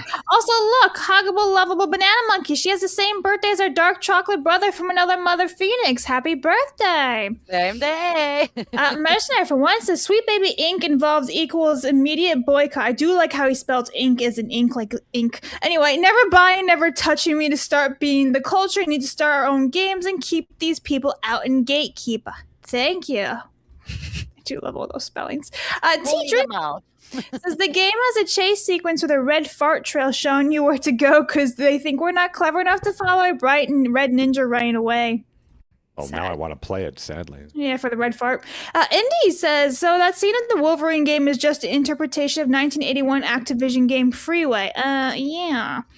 Blibbity Snooples, great name. The algorithm promotes negativity. Is this your first day on social media, champ? I'd call him a cupcake, but it might summon EDP on accident. Oh, no. Mercy says, these people need to grow as spying. When I got bullied in grade school, the kids in Los Angeles tried to suffocate me in a sandbox. I had to deal with it. Bit of a weird thing. And then there's one more super chat just came in from the Wastelander. He says, I can totally see Blabs being a bully in high school. Oh, absolutely. What's up with that, Blabs? I don't know. I was definitely not the people bully. in the lockers. Yeah, just walking by. Yeah, I like bullied. I was all such a nerd. I got bullied. Yeah, I was the big dork nerd, but I was never bullied. So I'm sorry, bro. Just so you know, that's what all the bullies say, by the way. All the bullies go, I was just a nerd. Listen, I went to a school with like 550 of us in the same year. We didn't know everybody, and I kept to myself. I didn't bother anyone. I didn't talk to other cliques as they were. I was in the nerdy, dorky music stuff. I had friends who were very into Doctor Who. It was kind of like that. They would read all the expanded universe of Star Wars, all the books. Like, that's my group. I did not have to bother anyone. I was not a bully. Hey, whatever. Listen, just because I bully you, Craig, doesn't mean I was bullying my peers.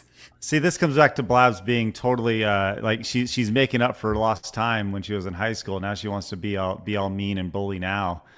Well, you just make it so easy. That's also the problem. Oh wow, Blabs, I'm upset. Yeah, sorry. Feelings, Blabs. No, my feelings. Start crying. All right, before we move on to our next and final story today involving video game journalist, I need to let you. Boo! I need to let you know that today's episode brought to you once again by our friends at Rumble Freaking Wallet. Hold on, just a second. I actually need to refresh real quick because the campaign's not running. Just hold on 1 second, please. If I'm gonna do this, 1 second. Just it's Come on. Anticlimactic. I know. Sorry, just 1 second. Rumble Freaking Wallet. There we go. Today's episode is brought to you by our friends over at Raycon. You've heard us talk about Rumble Wallet extensively, and you know what? You're going to now because That's they have better. sponsored this episode of Side Scrollers. Here's the thing. On your screen right now, there is a QR code. I encourage you to get out your phone, scan that, and download the Rumble Wallet app. Now, you don't know a whole lot about Rumble Wallet. That's great. Let me just tell you this. This is what you need to know. It is step one of it being an alternative to like payment processors. Right now, you can do some amazing things. You want to support creators? Guess what? That's the first step of all this. Right now, if you want to support Side Scrollers or any other creator using Rumble Wallet, you give $1, we get $1. You give $1 over on YouTube, we get 70 cents. You sub over on Twitch, we get half of that. Now with Rumble Wallet, 100% comes to us. It's the best way to support independent creators like us over here on Rumble, which is great, and all independent creators. Once again, this is step one. Later on down the line, this is meant to be a payment processor solution where you're going on buying something. You can just scan your Rumble Wallet app. It's awesome.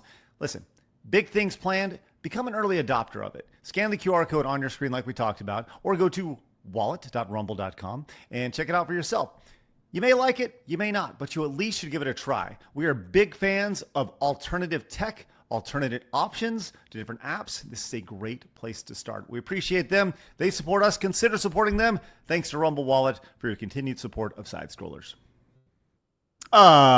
Quick reminder that this is a paid advertisement from Rumble Wallet. They're sponsoring this portion of the show, and we greatly, greatly appreciate it. Thank you very much, Rumble Wallet. Once again, they support us. Support them. Awesome. All right, Blabs, I have good news for you. I have just created with the miracle of the Out of my way, nerd. You as a let's check it out. Oh, hold on, no. Yep, here it is. There we go. Ready, Blabs? Phoenix's day. Yeah, go on. Oh, there's no audio. Oh my lord! What have you done? Out of my way, nerds. Get in the locker. Stop, please. Out of my way, nerds. I do like the Get in the jacket. locker. I do wear Stop, jean please. Look at how mean she is. Rah! Just pops that up. The problem is those lockers are. Any day. What's up, Labs? It's just disconnected me. I know. I was saying those lockers are too big to be my lockers. My lockers were like this big. Well, that's what's most I'm not even important joking. here. Yeah, for sure, Blabs. And as somebody who's thrown a few people into lockers like you have, I think you would know that, right? Totally. Yeah, that's good. Thank you, Internet and AI, for doing that. Once again, that's why I pay more for RAM. That's good. All right, a quick one last story here before we get to today in video game history. Last week we were talking about the Saber Games CEO who fired the dude who was pretending to be a woman and replaced her with AI, and that was like a big story. People were like, got all upset about it, right? Well, over the weekend, the Saber CEO actually apologized. So Saber CEO Matt Karch has apologized to former lead writer Stella Sacco after spending the past weekend publicly attacking her over the claims that she was replaced by ChatGPT during development of the Rideshare Simulator. Apologies are simply in too short a supply these days to spurn one when they're offered, Sacco wrote. God willing, this is the last statement I'll need to make about this, okay? So that is where things are at. But I'll tell you this. Didn't stop some numbskulls over at Second Wind from talking about it. They were talking about this. This is before the apology here. I just wanted to play this little clip on their thoughts on this. Luigi Mangione, where are you at? What is going on here? Good These people Lord. are fucking inhuman. We just need to start holding up a sign for Luigi. Wow. Yeah. So this, of course, Nick Calandra, who we welcomed with open arms after. Remember when he had me blocked for the longest time? And he's like, oh, I just blocked you. I'm like, dude, I don't even know who you are. And he was a bit upset about that. Yeah. We welcomed him on our show. Right, Bully Blabs. You go get him. And then he immediately, this is Smash actually came in and says, absolutely disavow at these commies. Just awful to be pushing this sort of rhetoric and acting like it's a joke when they get caught. Nah, brah. It's just jokes, brah. It doesn't fly around after Charlie Kirk with you demented fucks. Awful. And he talks about Yahtzee. How much you're going to put up with this dude. So Second Wind is a channel that is, I think it's Second Wing. Second Wind. Oh, it's wind. Like a fart. Yes. Thing. Okay. Yeah, like they all got fired from Escapist, and then they started their this Second Wind brand as their Second Wind. See, it's smart and fun. That's not like a fart. Yeah. Now, Nick Calandra over on Blue Sky says if he puts out a video saying I wish death on someone, we'll have another lawsuit to deal with, and that's a problem at this point because I'm done with people defaming my name. And by the way, this is also him. You have to be a deeply, deeply stupid person to think a dark satirical joke about holding people in power to account is anything close to, quote, calling for the assassination of someone and declare that publicly as someone's intent. But if that's what you want to go with, have at it. Now, I'd like to remind everybody that Luigi Mangione literally murdered someone in power. I would also like to remind you that Nick Calandra is the CEO or in power at Second Wind. Well, this was before he was asked to shut the fuck up by the people he was working with him because he was going off a fucking deep end. But by that logic, if someone was to say Nick Calandra needs to be, I don't know, what's the proper word? I want to make sure I'm saying this properly so he doesn't get upset. If I was to say that Nick Calandra needs to be hold him to account because he's a person in power, doesn't that sound really fucked up?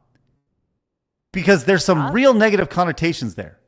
I'm just saying, especially when you say Luigi Mangione on that, who murdered somebody. I don't know, maybe I'm off on this, but I don't think you can just throw that out there, ha, giggle, and then be like, I don't even know what you're talking about, and try to gas people out. I don't know, Phoenix, what are your thoughts? Well, I mean, the thing is, it appears to be clear. I don't have evidence. It appears to be clear that this is the fact that they went to Luigi, that it seems to be their side little hero there for equaling public justice of sorts.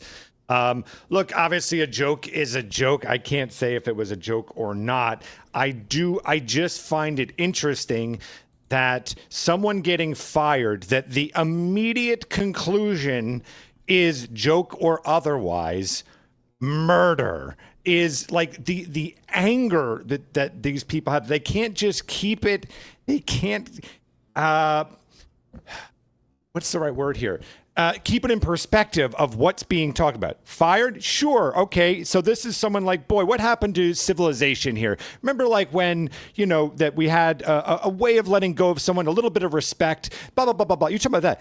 I would never jump to murder. One of the things with my God King Emperor character here is it is a joke on that side's the way they always jump to. It's genocide. It's like everything is, if you don't disagree with me even a little bit, you must be, offed is I don't understand it. And the fact that they said, I had written a tweet about this as well. The fact that they said something like, what happened to this society, while also equally saying that just because someone got fired that they should potentially be, joke or otherwise, assassinated. My dude, do you hear yourself? Again, I go back to, are they medically retarded? Medically, scientifically retarded. It's coming out of your mouth and you're not realizing, did I just say something really, really stupid and hypocritical? No. Did my audience pick up on that? Nah.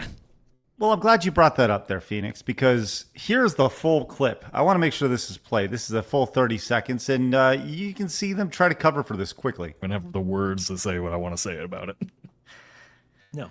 Yeah, because there's stories that are sad, and then there's stories that are infuriating, and then there's stories like this. Yeah, I think we just need to start holding up a sign for Luigi.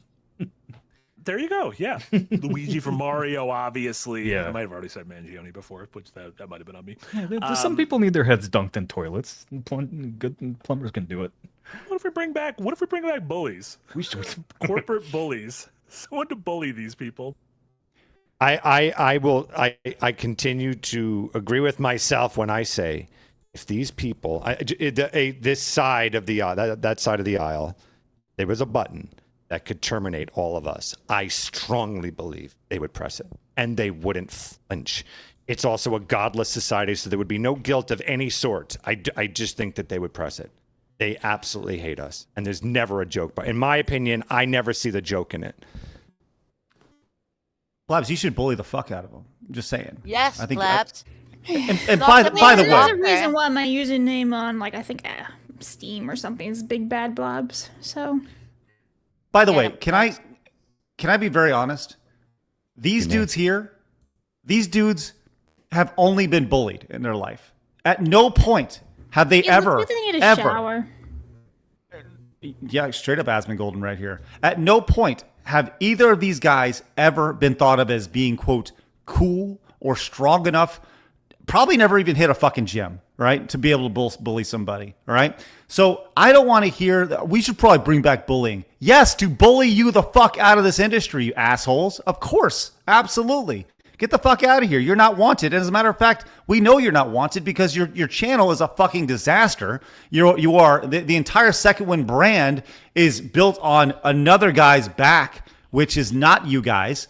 It is honestly depressing that Yahtzee has put up with your shit for so long because he's the only one carrying the channel. You should fucking every day wake up and thank God you know this guy and he's talented enough to pull you along with him as you are just dead fucking weight. He is strong enough to pull you along. I don't know how good of dick you suck because you must suck fucking amazing dick for him to want to pull you along for this many years because you are fucking non-talented assholes. That's the reality of it. And the fact that you guys have jobs is fascinating to me. Congratulations. I have more here. Second Wind. Would you like to see the most their most viewed content on their channel? I just want to make sure that blowing each other. What are they? This is their most popular content on their channel. Stop me when we see something that's not Yahtzee here.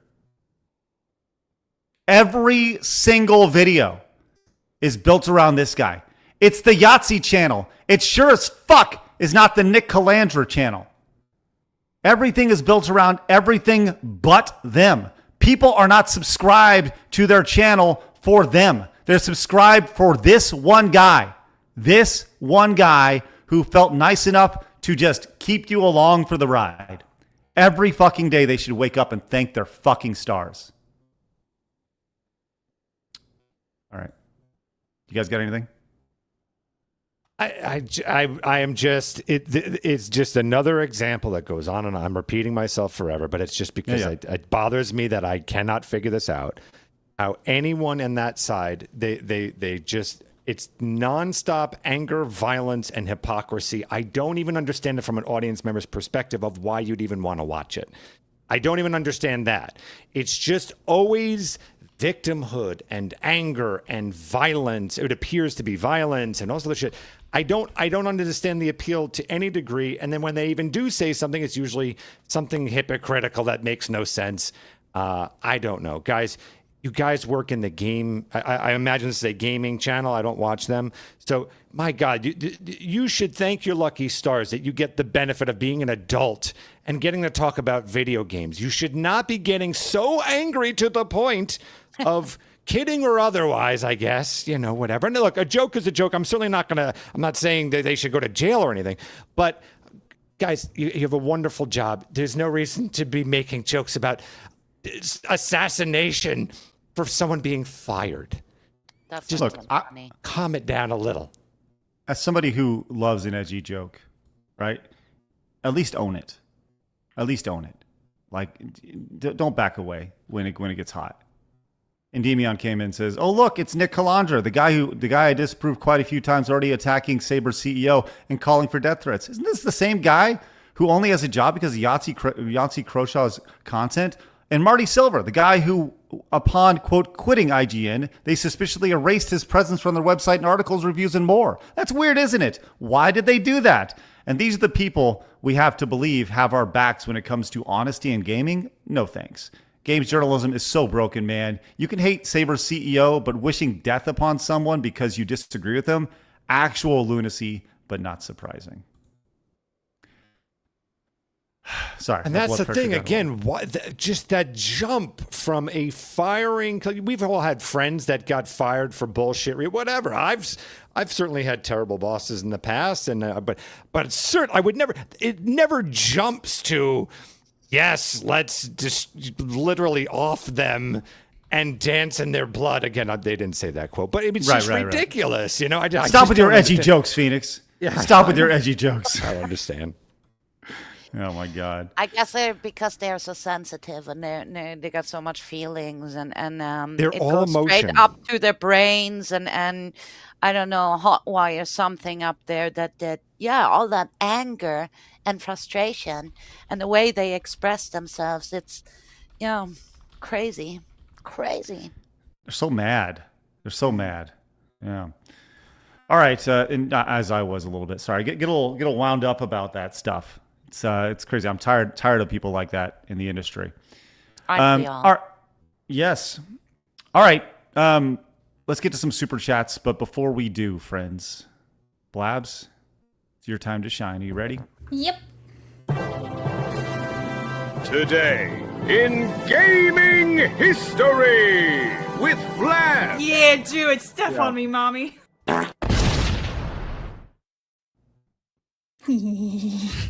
So anyway, guys, August 17th. Oh no! I forgot. What happened here? What happened to my Echo the Dolphin? No. My Starflight was released back in 1986. I don't know what happened to that one. But then Chrono Cross was released in 2000, and then look, I had to troll Craig so hard I put it in twice. Echo the Dolphin, Defender of the Future, was released back in 2000. I do sense another Craig rant, maybe approaching very soon.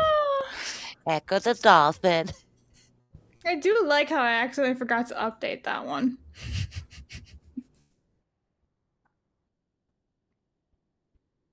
Actually, I have played. She's bullying you again, Craig. You just got shoved into a digital fucking locker. Yeah. Yeah, it's unbelievable.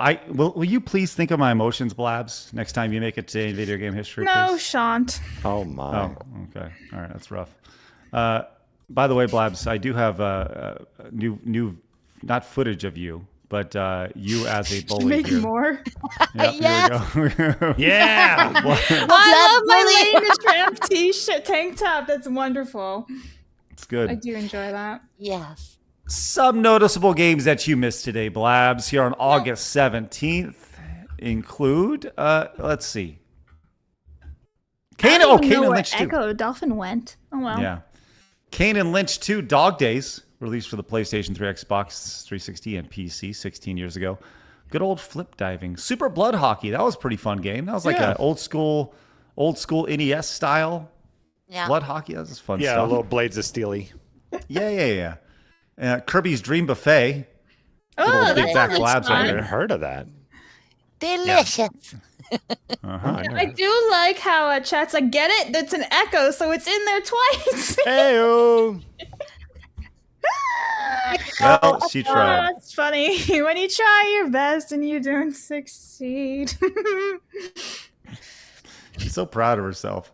Yeah. You know what I love most about this list, Blabs? Yeah. Is that literally none of the games are released today, Yeah, according to this. All gone. Literally none of them are released. Blabs This is a Blabs list. It's mine. We'll put a little Echo the Dolphin on here. You set that up? No, I didn't make it up. Hey.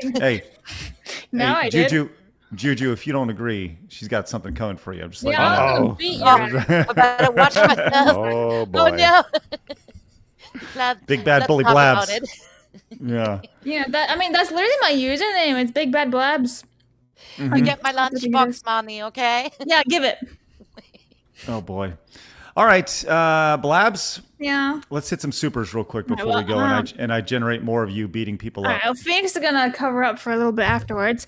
Not that John Stir for 5 says your kids and your Dark Souls. Hi, Team NT on NES underwater level. Okay, I can get it if you need. There you go. Okay.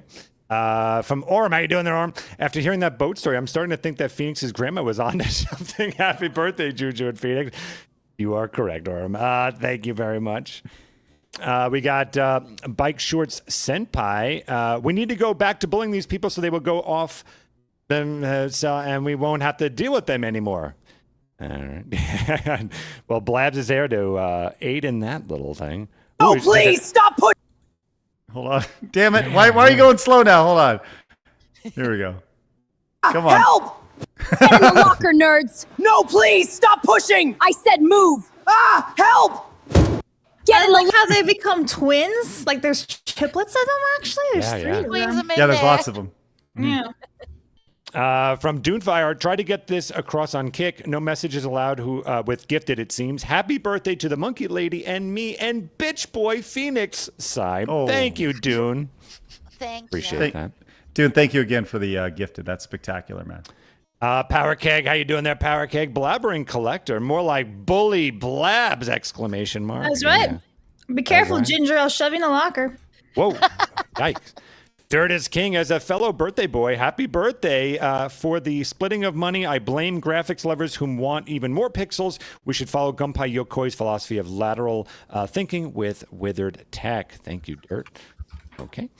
Almost there. Corona Soul, Blabs did figure skating, question mark? Toe pick. Toe pick. I'm gonna drop a little bomb here. I was in the skated for the NHL once.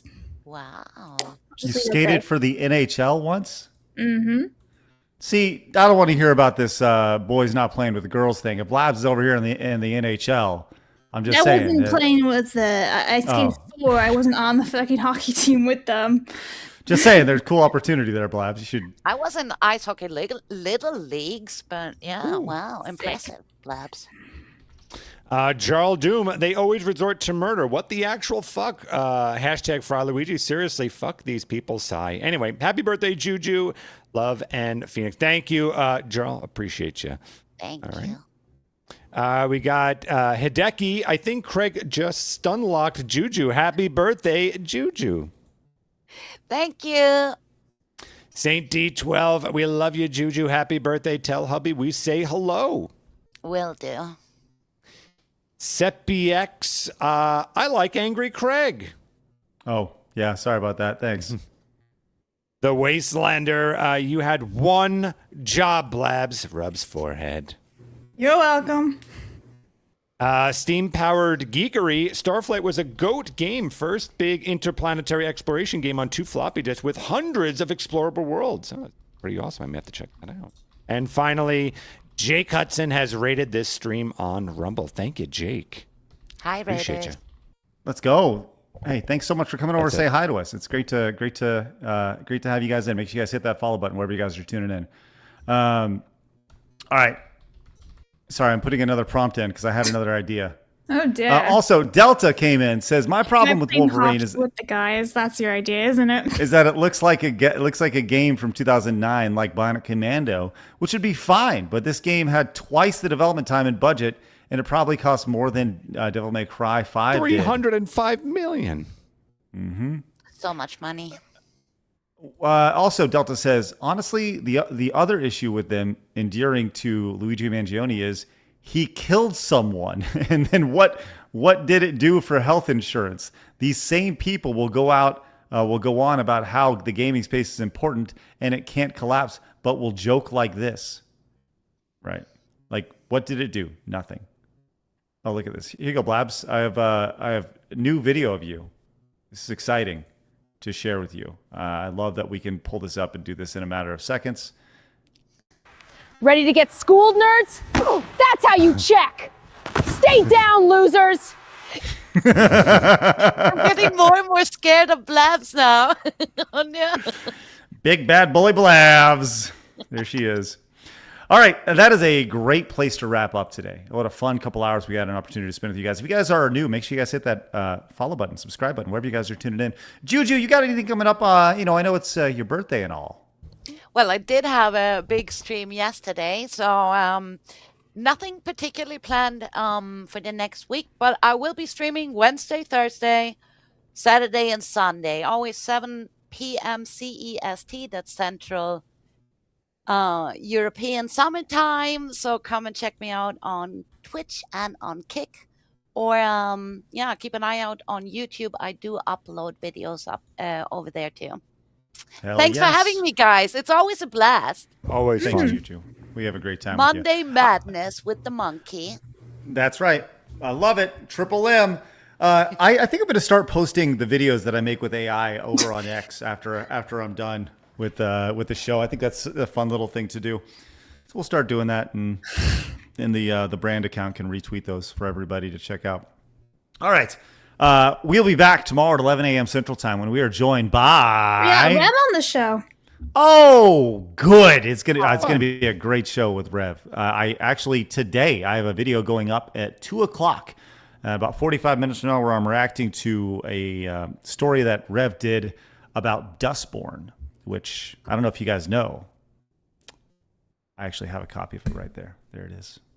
Oh, you do? Oh, yeah. There it is right Very there. nice. That's right. That was gifted to me. So, yeah, I like that I have those now in frame a little bit better for everybody. So, all right, time to get out of here, guys. Thanks so much for joining us, allowing us to be a part of our life and you being a part of ours. Have a great rest of your day, and remember that people are going to try to keep you down. Don't let them. You guys got a goal. Bully back. Have a great rest of your Yeah, bully back. Let's go. Bully him up, Blabs. Yeah, See ya. screw you. Fatality.